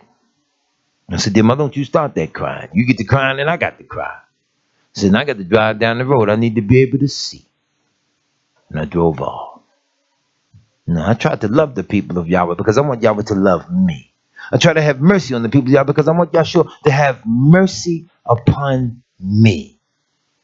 There come a time now with the children of Israel, some of this stuff we'll have to suffer long. You look at him, you see, brother over there, he ain't right. Say, no, man, listen, this is what we got to do, dear brother. We got to do this, we got to do that, we got to do this, we got to do that. Here's what Yahweh says to Israel in the word. Now, you tell me when he's wrong. You notice what I said, right? You tell me when he's wrong. Yahweh said to Israel, come, let us reason together. That's what he said. He tell you about your sins, and look, I'm going to purify all that. You come, let us reason together. And you find many instances where he talked with his messengers. He reasoned with them. Didn't he tell Daniel, okay, man, look, that's enough, man. Go your way. Shut the book. That's enough. Did he not tell Ezra, who kept on inquiring, come on now, that's enough? Did he not reason with Eo? He asked him, where were you when I did this? Where were you? Come on. He reasoned with him. He didn't always rebuke him, but he reasoned. Now, you mean to tell me that if by chance we live well enough with Yahweh, that we can pray and Abba Yah choose to just commune with you in such a way where he reasoned with you to set you in the right track, though he's going to reprove us all and set it in order for us. You mean to tell me we can't do that with our brethren that are on the earth? Come on, man. I don't want to be so unapproachable where nobody will come to me because I don't like El John. No, no. If you come to me, you come to me. I'm going to do the best that I can. If I have to rebuke you, there's no doubt about it. I will do that. But I give you my word. I don't want to be unapproachable in Abba. That's not me. It's not my style. It's not my format. It's not the ruach that y'all put upon me. I'm not like that, man. Come on, man. The young men were gathering outside of the building here. We've been here 4 years. We've never had any drug sales or any crap games, anything like that. Come on, man. We're not going to do that. I approached the young men on 3 separate occasions. So come on, dear brothers, we can't do that, man. I know what you all don't. We don't use the word church here, but we had to let them know in case so you understand when we say it's a temple, it's a sanctuary. So no, you can't do that here. Would you gonna shoot crap at what you would call a church? You gonna do that here? I said it politely 3 times. The other night we were here, my Isha, we were cleaning up, doing things. I was studying and prepping. She says they're out there holding crap game. I walked right back there and walked up on them for the 4th time. Very polite, but quite forceful. This time around, I stepped up in the face of the biggest one. He said he was the baddest one. He was the one that I approached. And he said, I'm a man. I said, you think I'm not? And I took 2 steps forward just to let him know, no, we're not having this. So you saying I gotta leave? I shouldn't even have to say it. Would you take that around the corner and do it in front of your mother's house? The other young man stepped to the side, as if to step around behind my back. Maisha was even standing there. That's all I'll say about that. Not playing with you. I was sorry she was here. I wish I had some of the brothers. Then again, I won't say I'm sorry. Let's just say we told y'all that none of the brothers were here. And we're going to put you out there like that. Just 1 or 2 more men. It would have got real ugly. I had to let them know I'm not playing with you. You're not going to disrespect us like that. You're going to stand up for the house of Yahweh. You stand up in the house of Yahweh. You protect the women and children in this place. You don't stand for that. Stand for the Torah of truth. Because in the power of Yahweh, it doesn't. You have to come down and fist it up. But yet if it does, believe me, I'm always ready. I'm like Caleb on that one. He let him know on his 85th birthday, he says, I'll go to war and come back, go home and eat my dinner. That's something for an old man to say. That's right. We have to stand for the Torah of Abba Yahweh in the same manner. I don't know about everybody else. I don't just talk like this. I live it. If I grab them up and say, come on, let's go preach in the prison system. We went down there to the house of correction. The woman said, you want to talk to him from here behind the glass in case such and such a thing? We want to talk here. I said, we're all locked in here, aren't we? A riot or anything break out, I'm locked in like everybody else. Open the gate. Let them out. On lockdown. I don't know about these young brothers today. They think they live in it because they haven't had the experience of having to confront people yet. They haven't had the experience of having to deal with these men with demons in them. They don't know what the power of Yah can do for them just yet. It's one thing to talk based on book knowledge. Practical application takes it to an entirely different level. I'm just telling you what I know. Me and that man back there, we hit these streets of Baltimore. Nobody can tell us what we've done. We were doing that in the 90s. Come on, brother, testify to it. There wasn't a project in this city me and this man didn't go to. We hit these streets. We talked about the name of Yahweh. We hit every major community center in this city to teach the young men about the name of Yahweh. Not a Hebrew in this town stood up with us. Now, did they? They left us out there naked. The city today, they know of Abba Yahweh because Brother Johnson, I don't hesitate. I'm not gonna have don't walk up on me because you big and you young and you think now you got some experience. Go on out there and put that power in effect. You got some people out here with some spirits in them, and that spirit got to be overcome. We got to be armed with the sword of Abba Yahweh. And I tell you the truth, I would rather have one person with experience behind my back than to have dozens with no experience whatsoever, man. Come on now. She's standing there praying. I know what she's doing in her mind, praying, and was ready as well. Weapon in hand. I was like, oh man, here we go. Ready. Defend Yahweh's house. And we're going to defend Yahweh's word. No, they won't. They won't do nothing to me that Yahweh won't allow. I was telling Brother Eric, Deacon Reginald about it last night. You could see Brother Eric's face. I was almost sorry I brought it up. You could see it in his face. He was hurt. He was heated. He was angry, but no, that's all right. I appreciate y'all. There's just the mere fact that the kindness and the concern. I appreciate that. But it went down the way y'all commanded that it go down. It just so happened that I just happened to be here. So, no, you're not going to do that. So women and children, they got to walk through this little airway between these two buildings. Those people in that apartment complex, they've been very kind to us here. We can't say that they haven't. Come on. The people in the supermarket, well, yeah, they may have gotten on our nerves with their customers parking. But come on now, let's be realistic. I've asked them, says, listen, do the weekdays when your customers park back there in their parking lot, I don't mind. Give us Friday evening, give us the Shabbat. Have them not park back. She said, I'll make certain I mention that. Come on, we cover one another. We're not going to have that. I told the young man, you're not going to be back here shooting crap and pissing in this alley. Women and children got to come up and down this area. They don't need to be smelling that. You stand up and take some responsibility. You say you're a man. You better learn. Sometimes you better go somewhere and pray and thank Yahweh for what happened. They need to go away and thank Yahweh. I'm going to tell you right now, it may have been 3 of them and the 2 of us, but I'm going to tell you right now, 2 of them, I had them straight out the gate. And the small one that was near you, believe it or not, it only would have took a second. I believe me, I'm coming back to your rescue. Tell you right now, you young men think you in shape. I'm in shape too. I practice my katas. Don't play with me, my friend. I can put the sole of this foot right on your Adam's apple and wouldn't hesitate. We have to be ready to defend the house of Yah, both spiritually and naturally. Yahweh didn't send no men out as cowards. I want y'all to understand. He did not send you to be cowards. If you're cowardly, according to the law, you have to confess it and you go home. It's in the book. Come on now, we're standing here. You're going to find yourself one day standing toe-to-toe with the leaders of the world. Who are we playing with? You're going to find yourself standing toe-to-toe with them. I had to stand toe-to-toe with them down in Annapolis many years ago. In 1993, I had to go down before a committee down there in Annapolis and testify. The Maryland Minority Commission on the black male. I had published a book. Somehow, someway, some elected officials had got a hold of the book. I challenged them in the book on the definition of what they call a drug kingpin. Young men here in Maryland, they were getting hung out to dry in U.S. law. They catch them with 10 little dime capsules of cocaine in their pocket, worth $100. And $100 cash or more. And they were charging them as kingpin. How the hell you a kingpin with $200? Even back in the early 90s, you couldn't even pay your mama's rent with $200. Kingpin.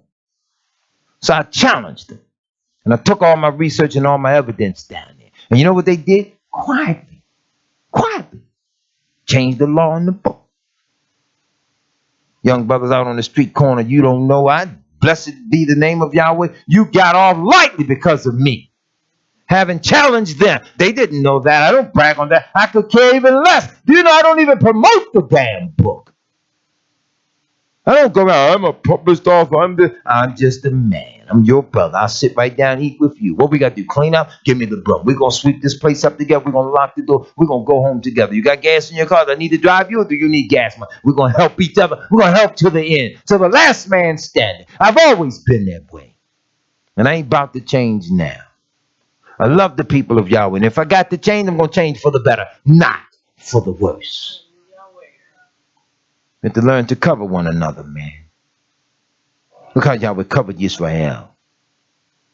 And then he told the prophet after all that, he reassured the man by just simply saying, you ain't the only one. I have 7,000 that have not bowed their knees to the image of Baal nor kissed it. Come on, man. I got 7,000. Because you don't know everybody or everybody don't know what you know. That don't mean you're the only one. That's not what the book says. He keeps talking about a remnant. So Israel must learn that. We got to draw on that. Y'all all right? Let's go on back here. Let's look at this again a little deeper here. Deuteronomy chapter 4. Sometimes it just pays to just talk to the people of Yahweh. You got to grab Israel up and say these things to them. He says here in verse 5, behold, I have taught you statutes and judgments, even as Yahweh my Almighty has commanded me that you should do so in the land whither you go to possess it. Pardon me, Israel, for just 1 second.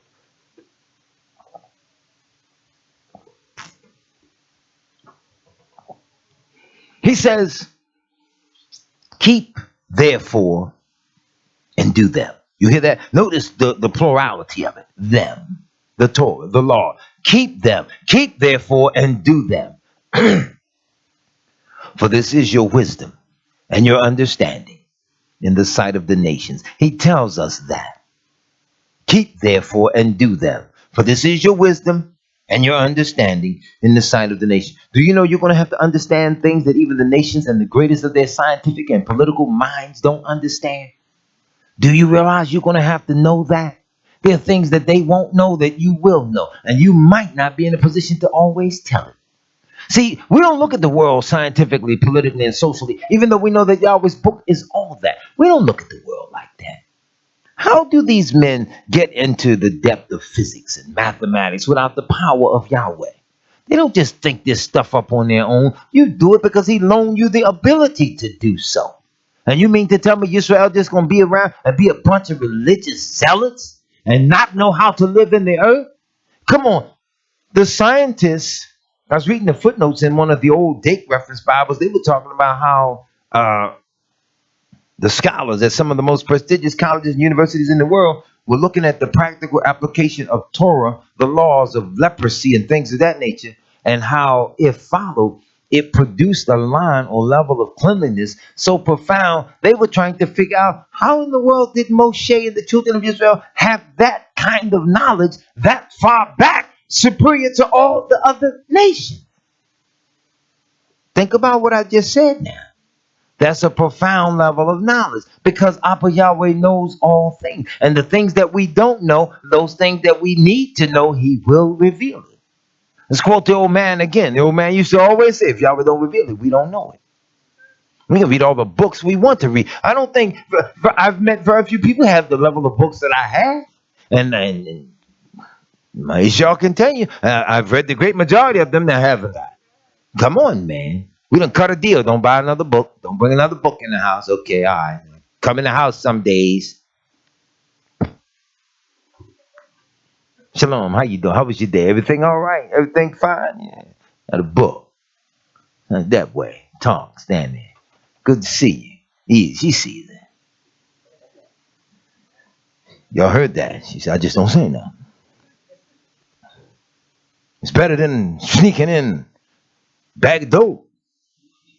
Some weed. Y'all hear that? Not in that house. A book. I read things. I study. I'm nosy like that.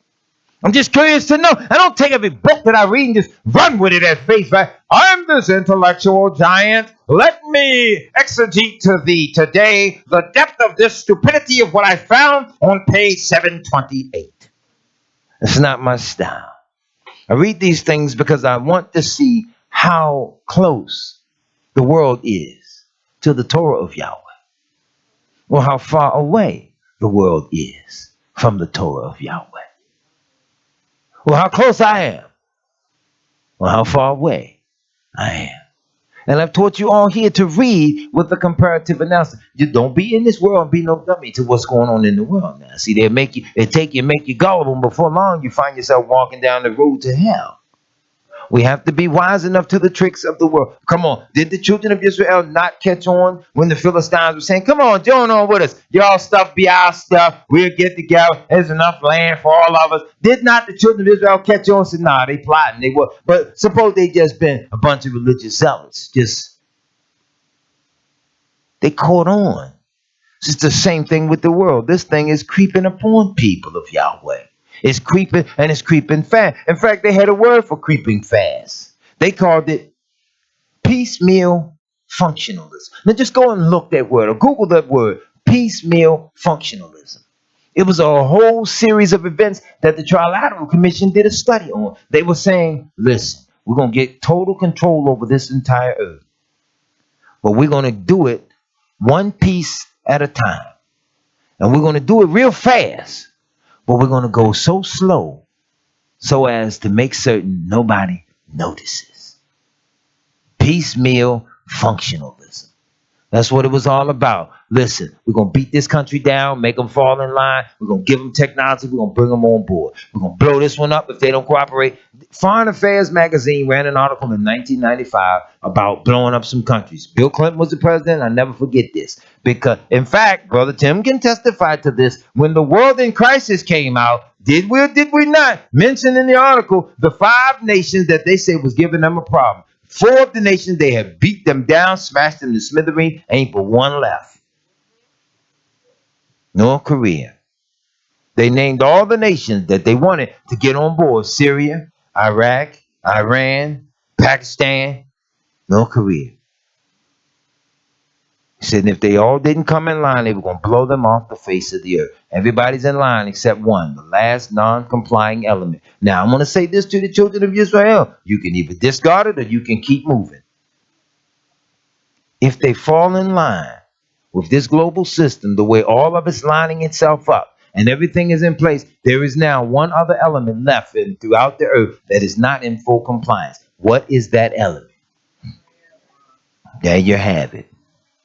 If Israel ain't in compliance with it and they ain't walking and they all looking at it, how can I stand here and say, no, that's not the way it's going down? Yahweh says in his word, this is how it's going to go down. What do I have to do to verify? How do I do? Do I go to their books and just grab all the books and look at the books and say, well, they all lying? When the evidence of it is over here reported in certain news and top journal. See, every newspaper ain't a tabloid style newspaper. Everything ain't the National Enquirer where you know it's bunk. Sometimes some of these stories that are reported, if you know how to find the right material, is valid, is updated, and somebody in Israel better be looking at it. Somebody better say something. Because I'm telling you, Israel, and they can discount me as a nut and everything else, but I'm telling you, Israel, something funky coming out the pipe. And it's worse than poop. Now, if that's vulgar, I want you to pick it up that way, because we need to understand the severity of what we are up against in this earth in these latter days. Yahweh told Israel he gave us these laws because it was our wisdom and understanding in the sight of the nations, which shall hear all these statutes and shall say, surely this great nation is a wise and understanding people. They're going to be looking at you. You hear me? For what nation is there so great, who has Yahweh so nigh unto them, as Yahweh our Abba is in all things that we call upon him for? Are you listening to what they're saying? They will be looking at you. So the messenger asks, what nation do you have that's so great, that's near them like Yahweh is? Okay, this is America. What they do, soon the people hear the trumpet. If you ever want to watch a brainwashing technique, sit down and watch people that have been brainwashed, because they all have the same emotional responses to specific things. They all have the same logic perceptions of things. They all deal with symbolisms of specific things and have the same emotional response. Let that song play. Dun, dun, dun, dun, dun, dun.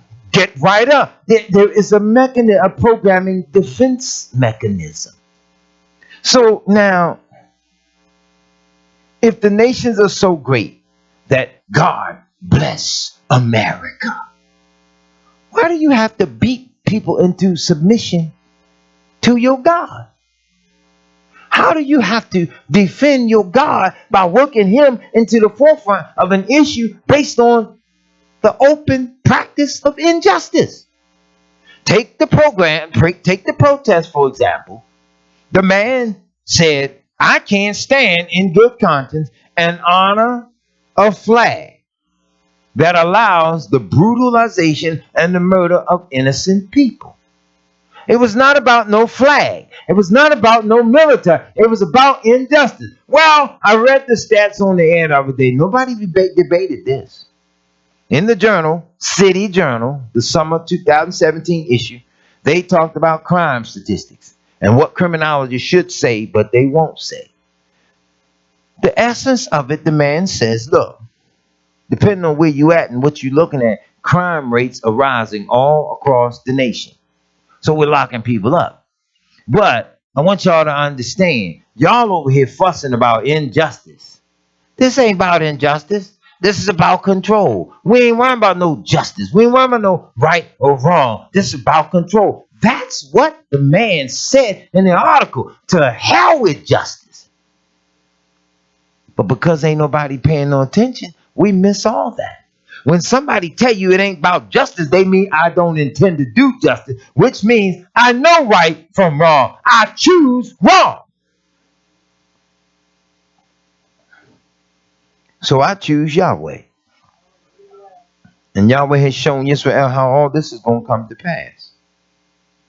One nation is there so great that has statutes and judgments so righteous as all this Torah, which I set before you this day. Now, this is where the conversation takes a turn and it gets extremely interesting. He says, only take heed to thyself. Pay attention to everything you do, fathers. Pay attention to everything you do, mothers. Pay attention to everything you do, sons. Pay attention to everything you do, daughters. Pay attention, mothers, wives, sisters, fathers, brothers, uncles. Pay strict attention to everything that you do. Are you listening? And keep your soul diligently, lest you forget the things which your eyes have seen. Now, if you're not teaching these things to your children, how can your children's children keep their soul diligently if you haven't even taught them what you've seen? If in the confines of them growing up, seeing some of the things that you've seen and are strengthened, comforted, and encouraged by it, how then can they pass it down to their children if you have not taught them? Are you listening, Yisrael? See, I never shield my children from the lynchings and the hanging. It's in the scriptures 5 times where Yahshua was hanged on a tree. It's in the book 5 times, hanged on a tree. When we go all the way back now to the Old Testament, since people don't like to read it, it says, cursed is everyone that is hanged on a tree. Scripture says Yahshua HaMashiach became a curse for us. You ever notice? They don't talk about the lynching of Jesus Christ. They don't even link those 3 words together. Lynching, Jesus Christ. They don't even put them together. Okay? Because they can't even imagine in their mind hanging a white man. Because they know what it means, the curses. They understand. We're the only ones that ain't caught on yet. See, that's why I say again, when you touch on the issue of race, it's so sensitive to a lot of people. Some people, they just can't stand the fact that you bring it up in the context of justice, which means they ain't just no way. Okay, we ain't even talking to you. If you ain't just, you ain't right, then we ain't even talking to you. You have your day. It ain't going to be beautiful, but you have your day. Now, those that are after justice and righteousness, we have to even teach our sons and daughters. Now, look, we don't get justice in this country because when Yahweh gave us the Torah of justice, we did not keep it. So we brought all this evil upon ourselves. Don't nobody want to say that. Don't nobody want to get caught saying that. Don't nobody want to get caught saying you got to wrestle with your flesh night and day that you might keep your soul saved. Don't nobody want to get caught saying that because all that stuff is old-fashioned. All that stuff is outdated. Come on, man. We living in a world that don't belong to us. All of those stupid stuff they run, all this dumb stuff on TV, different thing. People, a lot of times people don't even see how the devil was talking to you way back then. All of the stupid stuff he ever did in Hollywood. Come on, Jewish man can be all up in Hollywood. Now, he's still Jewish, no matter what. He's Jewish, he gonna maintain the smoked flavor of his Jewishness. But yet he can be a pervert, a molester, and everything else, and maintain that old smoked flavor of being Jewish. And notice I said smoked, now because it's just all in him. He's righteous, you wicked. He can be saved, you can't. He can do anything he want to do and get away with it. You don't even do nothing and get shot down in the street. And nobody don't even want to talk about it. Why? Because it ain't even about justice. And we sit back and let it go like that. This is why y'all let the children of Israel continue to suffer right now. I stopped that nonsense a long time ago. I kept saying, no, I can't keep on being out in the street defending people and doing this and doing that. Brother went right up here, 7-Eleven, right up the street, less than a half a mile from here, ran in there with an empty shotgun. I believe Minister touched on that last night. Empty shotgun gonna rob the place. Now, let me tell y'all a little trick the police use. This is interesting to see them do this. You can't cold water them for this. Some of them shootings that go down when they're not justified, when it's straight up, flat out wickedness, they never release the tape. You'll never see the tape of the shooting. Right? Never see the tape. Shooting, perfectly justified. Police just, nobody called. He just happened to be pulling up to the 7-Eleven. And of course, you know how they got the lights on. It's bright 24/7. He see the man standing at the counter with the shotgun. See the clerk with the hands up in the air. He sees it all. He gets out his car. By the time he gets out, young blood running out. Shotgun in hand. Pow, pow, pow. They released the tape the next day. Got the blood right up off her. Now, my question, where the protest at? Did you gather up and go protest at Youngblood Mama house? No. Did you gather up some signs and some bullhorn and go protest at Youngblood Daddy house? Nope. See how we don't want to correct ourselves when we wrong? Sweep that under the... Now you got the black community and the police department on the same page. This is one of them sweeping under the rug instances. See what I'm saying? Now you can go out next week and they stop you for a busted tail light, shoot you in the toe. Hey, I gotta go get some signs, man. Where you going? Go on the right. I gotta get some signs. They just shot brother in the toe. See how we do? I know this hurts to hear me say it, but I'm going to say the truth because we cannot turn around unless we face the error of our ways. Sometimes what we think is just cause, it ain't a just cause. The just cause is the keeping of Yahweh's Torah. And don't nobody want to stand up hardly for that because this ain't the style. This ain't the end thing to do. Well, now it's becoming to be the end thing to do because everybody want to preach now. Everybody hustler. Everybody preaching now. About the money. It's about the money. Interesting book on cashless society. And one of the funniest things in the book was the fact that they mentioned the people who were going to suffer the most from the cashless society, emerging cashless, was the preachers. Think about it. So they want to clear the offering plate. Look at the churches now with the ATMs in it and all that. Look at you can get your phone with the little block on the pad now and have everybody walk past you and scan the card and all. Come on, man. People ain't paying attention. So sometimes you just got to shut up and just wait. You just got to shut up and wait them out, okay? People don't want to hear you. Don't impose nothing on nobody because after a while, your imposition becomes rape. Are you listening? You know, you don't want to be no spiritual rapist. You don't want to be no social rapist. Don't keep on imposing it. Speak it and move on. That's how Yahshua did it. Why do you think he didn't talk to Pilate? He didn't say a word to him. That thing troubled the man. Answerest thou nothing? Are you not? He says, you said that. Wouldn't answer the man. Come on, man. That troubles people. Stop talking about it. So I do. Keep on moving. You know, growing up as a child, let me slide this in again. I was hard-headed as a little boy, I admit that. But I can always tell when I was getting ready to get it because my mother would stop talking. She shut down. I ain't going to tell you no more. You keep on doing what you're doing. All right. And that was it. So you're thinking, all right, I know she going to pop me. I know she going to do something. No, she wouldn't. Later on, my father would come in. I'm thinking, well, I got away with that one. All is well. It's cool. They back there whispering. Yeah, he did such a thing. This, that, and I told him this, that, and blah, blah, blah, blah, blah. David! Oh, man, here it is. You learn. It's the same way with Yahweh. He told Israel they were going into captivity, and I'm telling you now, to come out of this thing intact, with our souls intact, we're going to have to turn to Yahweh full-fledged. I pushed that out there for social media the other day. I plainly said to the people, you all are going to have to reset the moral compass. Stop arguing with everybody else and just move on. That's common sense. I don't need to argue with this man about doing justice in his system. He cannot do justice. The justice is in me. I need to do what Yahweh commands that I do. You need to do it. Reset your moral compass to obey Yahweh. Stop arguing with anybody. In fact, you can ignore everybody.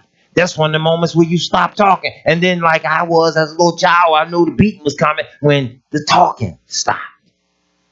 That's all we have to do. Stop worrying about what these nations got and what these nations doing. Yahweh wanted to be the sole provider for Israel. We did not want that. We wanted to be like the other nations in all aspects of life. That's what we wanted to be. We're wrong, man. We didn't make it.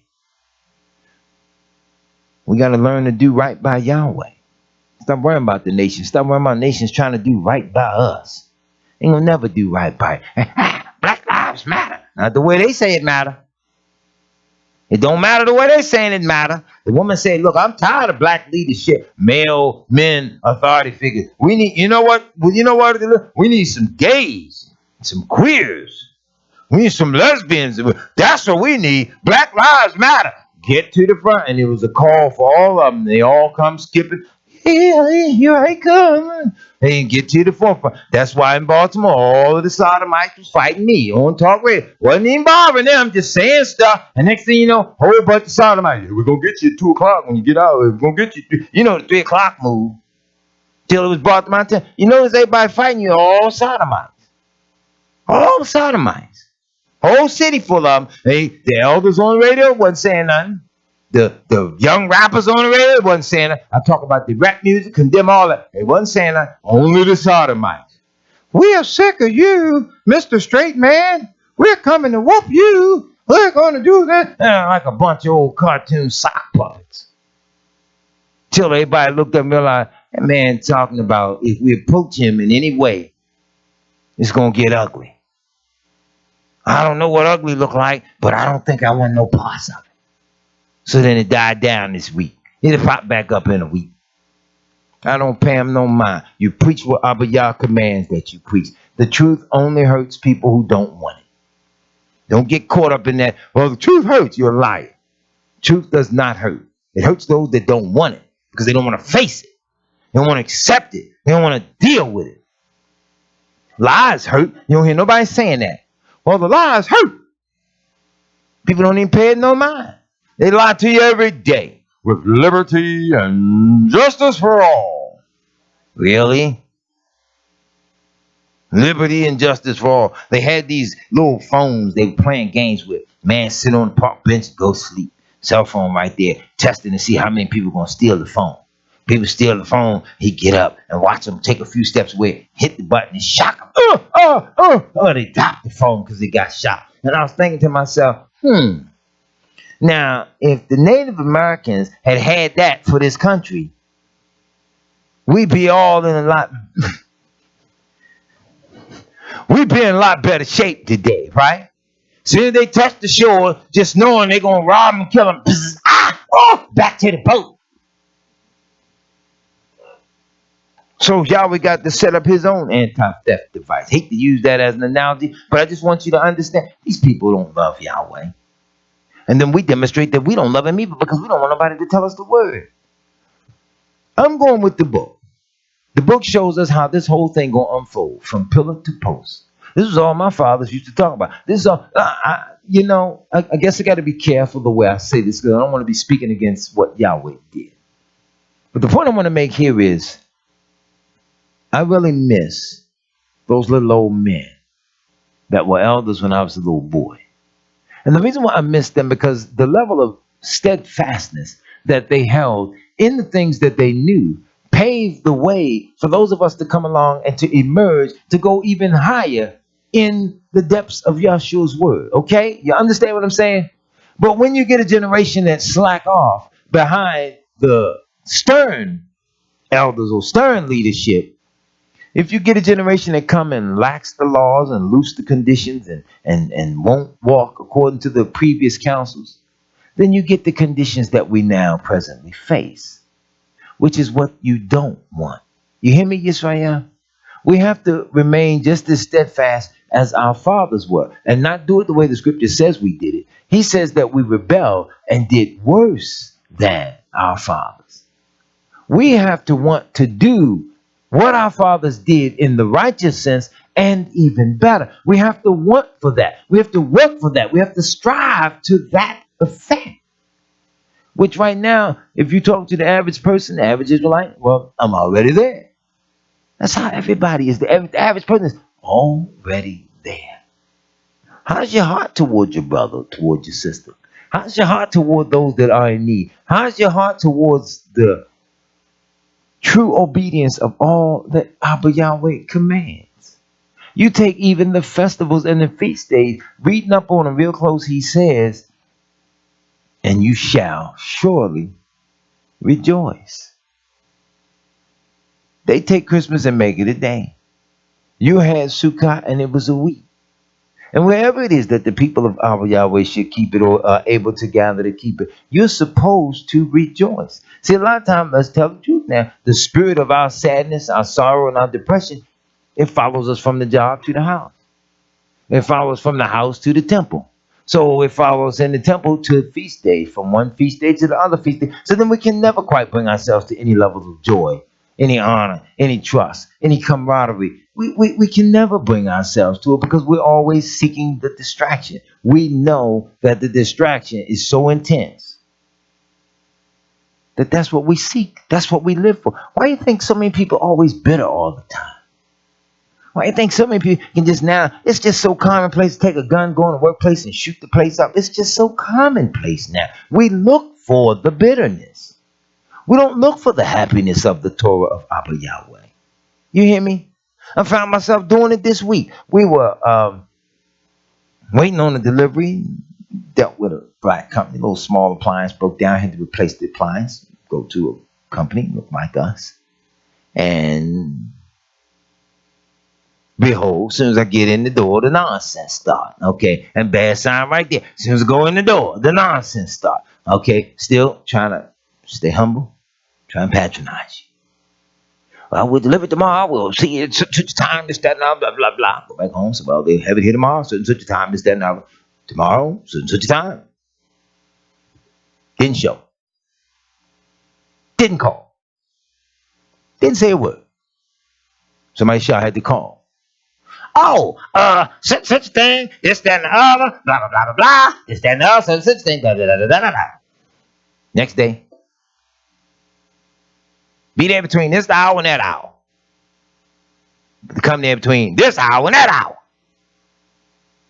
Oh, we don't install, we just drop it off. Hey, and you don't need me buying it if you don't install. Well, that's the way, such thing, well, take it back. Took it back. Now you mad at it. Taking it back downstairs. Boom, bam, boom, bang, boom, bam, boom, bam, boom, pop, pop. Banged it all up.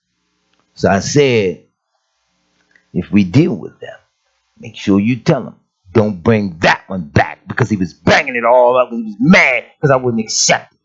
I didn't buy it to just set it there. You bring it in, you deliver it, you plug it up, you hook it up like it's what I'm paying for. So then it finally got there after a week of waiting around. So I'm thinking on the Torah to see how y'all says, even in business, we will be the tail always and not the head. We won't prosper in anything that we do because in everything that we do, we try as best we can to eliminate Yahweh. This is why we're in trouble like we're in. Come on, man. When it comes to the word, we're supposed to be the best in all the world with understanding his word. When it comes to living it, we're supposed to be the best in all the world at living it. When it comes to understanding world events and affairs and prophecy and all the things as it relates to Yahweh, we're supposed to be the best in it. When it comes to having relations of love and honor and trust and respect among one another, we're supposed to be the best, most kind, caring, loving, compassionate nation on the face of the earth because it's the command of Abba Yahweh. We fight to fight the commands. That's why we don't get anywhere. So when you start telling people that we got to get a grip on ourselves as we awaken to the knowledge of the truth, I try to always tell people now, don't just wake up and be just happy to be a Hebrew. Come on, man. You're bad Hebrews. Do I have to name any bad Hebrews? Come on, I can name some bad Hebrews. You want to be like him? Abimelech, Yehudis Iscariot. Need I go on? Need I go on? Absalom. Need I go on? You're some bad Hebrew. So we need to stop thinking just being a Hebrew is what make me right. Keeping the Torah is what make me right. So if a Chinese man start keeping the Torah, what that make him if it don't make him right? Right? If the Mexican starts keeping it down in Mexico, that makes him right. If the Australian starts keeping it, it makes him right. Some European up there in the Netherlands or wherever, it makes him right. So we have to live by those rules. Today, people just happy in their Israeliteness. That's all that matters. They're just wrapping their head up saying they're Hebrew. Standing on the corner arguing how I'm at somebody cursing people out here and there. Showing up pictures of Jacob and Esau. Is that all that there is to the scripture? Just argue about Esau? Most people can't identify Esau if they let him. If Esau doing all that the scripture says he gonna do, and he on a sneak tip in doing it, why he gonna stand around and identify himself to you? Hey, excuse me, I just robbed you for that money. Ha, I'm Esau. Got you. Run on down the street. Come on now. We are not paying attention because all the responsibilities of the Torah that y'all put upon Israel, we too busy wanting to look outward. That's why I say, when you're dealing with the people of Yahweh and we're newly converting to this particular way of life, it comes down where you just got to stop and go over specific things with the people over and over and over, because everybody ain't always getting it. And don't mean you're going to have to beat everybody up in every instant, but sometimes you just got to go over a thing over and over again. You hear me? Come on, just got to go over it. Truth be told, we don't want nobody to say anything to us. But if we're going to make it in, we're going to find that this is some hard work, man. But yet it's easy. If he said my yoke is easy and my burden is light, I'm going to trust him in that. You just got to do the hard work of making certain that you apply it. And that's not a contradiction within terms. It is what it is. You still have to do the hard work. He told Adam, you failed, man. It's by the sweat of your brow. So that's what happens now. In the sweat of your face. Speaking of that, how do you miss it as the children of Israel and an R&B singer catch it and tell you, and you still don't pick up on it in there? Do you hear what the man said? George Clinton from Parliament Funkadelic. Oh, I hate to have to use this quote, but let me use it just to make the point.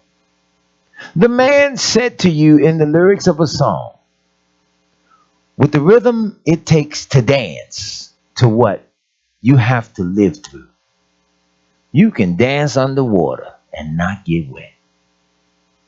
Think about what he said. With all you have to go through, you got to go through so many hoops to do so much stuff. It takes rhythm to overcome racism, overcome police brutality, overcome racial discrimination, overcome housing discrimination, overcome high insurance rate. You got so many hoops you have to jump through. The man says, if it ain't one thing, it's another. With the rhythm it takes to dance to what we have to live through, you can dance underwater and not get wet. Piss poor example. But in the only language that he saw it and understood it, even he could see it. And you mean to tell me we can't find comfort and solace in the word of Abba Yahweh? Most of the time we don't find comfort in the word because we don't want to find comfort in the word. You hear me? We don't want to find comfort in the word. We're looking for an occasion to fuss. And I mean when I say we're looking for an occasion. What we going to do at the end of this day? So he says, take heed to yourself and keep your soul diligently, lest you forget the things which your eyes have seen, unless they depart from your heart all the days of thy life. But teach them thy sons, and thy son's son. You're supposed to tell them. You hear me? Tell them. I was talking to my little grandson the other day, 16 months old. Had him in my arms, and he was grabbing my beard. He was checking my face. He was just looking at me. And while he was doing all that, just thoroughly examining me, open my mouth, got to see my teeth and all that. As he was doing all that, I was talking to him. I said, yeah, check the old man out right now. Because if y'all willing, if you live long enough, as I am, you shall be. Because as you are, I once was. And he looked at me as if he really understood what I was saying. I said, the world rough on men like you. I pray for you that y'all bring you through, that you stick with him all the days of your life. My y'all tell me all the time, he said, he do everything you do. He said, you can't put no tool nowhere down in the house. I was painting the front door one day, I put the stuff down, left it just there for a couple of seconds. He right over there with it. She said, that's all he do. He said, anywhere you set a tool down, he go get your tools. He did. I said, well, then that's a good thing. He picking up the traits. He know what he have to do. Can you imagine when he get old enough to do what his sister did? That's all she did was saw me read. Sit in my office, read the Torah, come up here, read. She reads. They didn't believe it when she went to school. The teacher was amazed when she went to school, 4 years old. She was in there reading. Other children couldn't read. She could read. She could read. Because we're teaching out of the Torah. I would sit on my lap and read Torah out of the book. Teach it. Read. Teach your children. Don't let your children get bored by reading. Teach them. Teach them. Telling you, Israel, cut out all that fun and play activity. There's enough playing in the world right now. The people that's ruling the world playing. They playing with Yahweh. But they playing for keeps. Let them play. Let's ready our souls, because as it is written in the book, it says that the eye has not seen, the ear has not heard, and it most certainly has not entered into the hearts of men. The beautiful things that Yahweh has in store for those that wait for Him. It has not been spoken unto us. The beauty of that kingdom day.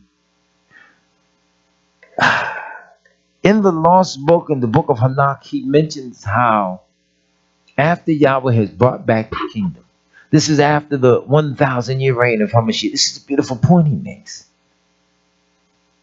It is at that time that he puts down Gog and Magog, judges them based upon the emergence of the great white throne of Yahweh. He describes the precise moment when Yahweh suspends all time. I want y'all to hear that, because that's hard to fathom. The precise moment when he suspends all time, so that now you go into eternity where there is neither night nor day, where the people have no need for sleep, no need for anything, because Yahweh and the Lamb are the light of it. Come on, man. Think back. Adam didn't even know what the sun was. He thought it was coming to burn him because he had been in the presence of the true light. He didn't even know what it was. Come on, man. And we get right here and walk in darkness and rejoice in walking in darkness. We can't do that, man. We have to seek Yahweh. I'm going to run a portion of this, perhaps y'all willing, as a series. All of the series don't always go back to back. I don't know how anybody else does it. I pray to be led by Yahweh. So sometimes I'll say, well, I'm going to do part 2, but part 2 don't come up till a couple of weeks later. But I'm going to try to run this as a series, because it is imperative that the new generations be taught the greatness of the lessons of what it means to obey Yahweh. And people have to be taught so that they position themselves. It's interesting that argument said position himself. Young blood positioned himself in the chair to get comfortable. Yeah, you ain't gonna get no more comfortable now than you were 30 seconds ago. Okay? All the fidgeting, it ain't gonna get no better. Trust me, I've been there. Anyway, we have to position ourselves where we start seeking to obey Yahweh, where we start wanting to obey Yahweh, as opposed to just, oh, I serve Yahweh, I know Yahweh, but I got these trials. So you start looking forward to the trials. Start looking forward to the blessings of Abba Yahweh through obedience. This is how you cut down. The cities of the world, they don't know how to cut no crime rate. They don't know all that. They think, vote for me. Oh, I'm going to lock them up. Shut up. The man 12 elections ahead of you said the same thing. He going to lock them up. Everybody in his generation, he locked them up. Crime kept right on rolling. Right? Come on, man. Vote for me. I'm for stiffer sentences. Only till your child do something wrong.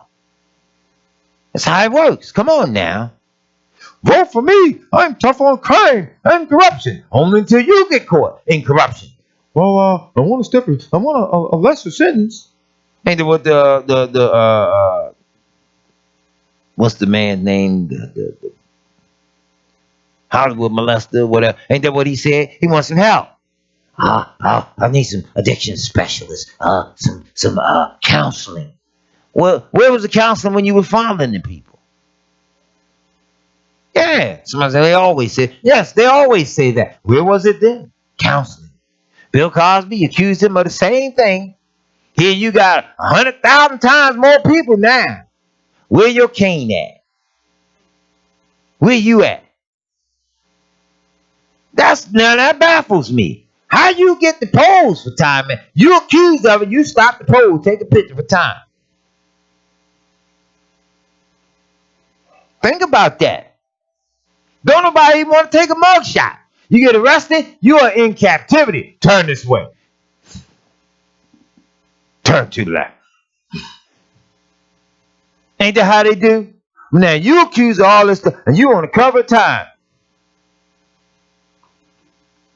And as brother pointed out, they always manage to position you with the two horns from the letter M above your head, telling you, this one of ours, y'all. Anyway, don't make the cover of Time. Just want y'all to think about that. We want to be with Father Time, the true Father of all time. But it's so difficult to get us to see these things as a people because we specialize in going against each other. I'm tired of fighting with Israelites now. I'm just going to teach the truth in y'all's word. Sometimes some people, you just have to ignore them. You're going to have to let the chips fall where they may. I'm tired of that. As I said earlier, though, I do mean this. I oftentimes look in relationships and pray that they don't end. But you always ask Yahweh, how long will it be before Shaitan sows a seed of division and discord where you're compelled to just go separate ways? If the children of Israel can't get along now in this age, truth be told, you ain't going to make it in the world to come because you ain't going to make it in.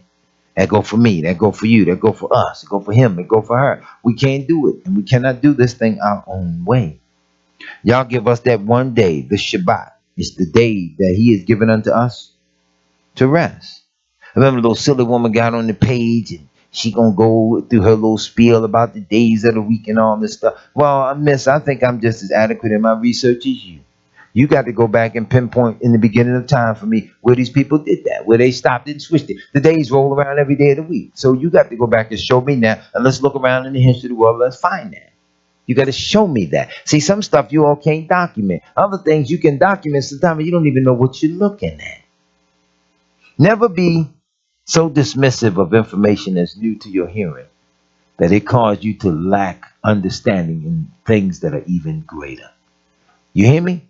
I'll say it again. Never be so dismissive of things that are new to your hearing that it causes you to lose out on understanding that which could be even greater. You don't want to do that because something's new to your hearing don't mean it ain't the truth. And if we stand in the counsel of Abba Yahweh like we ought to, it's going to resonate within. It will let you know your mind will, this is the truth of Torah. Yeah, that ties in with this. The prophet said this. The other prophet said that. Oh, one said this. It's going to tie in. But when it stopped tying in and it stopped making sense, you look up and know that ain't Yahweh's word. That's all there is to it. Yisrael, I told y'all for the greatness and the kindness of today. I know you all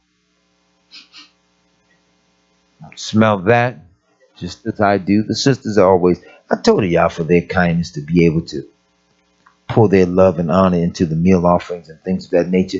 As well as I say to anyone that's listening by way of the live stream, if you ever decide that you're in the Baltimore region and you want to stop here, the door right there swings on welcome hinges for all of the people of Abba Yahweh, regardless of your race or color.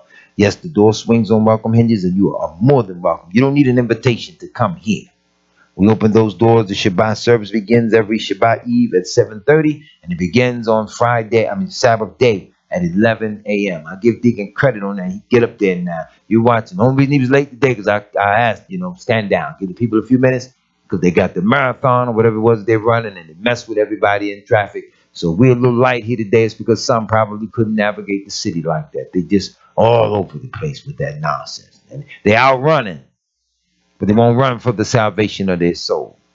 So that's the way the devil make people do. He make them invest in foolish things. But you invest in the word of Yah and invest in the salvation of your soul. Tap that brother or that sister on their shoulder and say, nah, that ain't right. Get right with Abba Yahweh. Let's do this thing together. Tap one another. Keep each other alive by standing for the living word of Abba Yahweh. Is that fair enough, Yisrael? If we can do that and do the best that we can, we pray that Yah have mercy upon all our souls, that we're able to meet again. Yisrael, those of you that are at home by way of the live stream, love you with all the honor and the commitment that Abba Yah can grant unto us. May the blessings of Yah rest upon you and your homes there.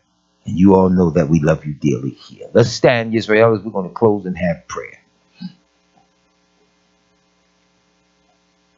Abba Yahweh, I come before you as I beg of you in the name of Yahshua HaMashiach to remember each and every one of us by name and by face wherever it is that we may be found as we are scattered throughout the face of this entire earth. Please have mercy upon us, Abba Yah, blot out our iniquities and our transgressions, touching our hearts and our minds, giving us a mind to want to walk up before you in a manner that's clean, honorable, and acceptable in your sight. Touch those that are sick, those that are downtrodden in the Ruach, those Abba Yah that may be sick or in prison, shut up without due cause. We ask that you remember them. Some of your people, Father, that work even in high systems of government, whatsoever the case may be, protect them in the midst of evil workers of iniquity, wheresoever. Those that are sometimes homeless, down in the streets without a dime to their name, be with them. Have some to touch their hearts and mind, to look out for and support them in their ways. Remember the elderly, the infirm, those that are sickly, whatsoever the case may be, Abba Yah, please be with us as your people. We desire to walk up before you in a manner that's clean and acceptable in your sight. And though you have commanded us to live and to honor our neighbor as we love ourselves, though we do not know how,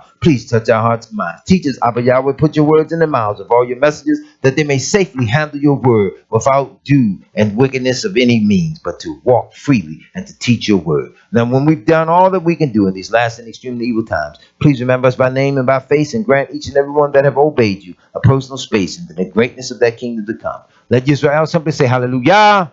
We say hallelujah. Hallelujah. Yahweh. Happy Shabbat unto you all, Israel. May the blessings of Abba Yahweh never depart from your homes. Hallelujah.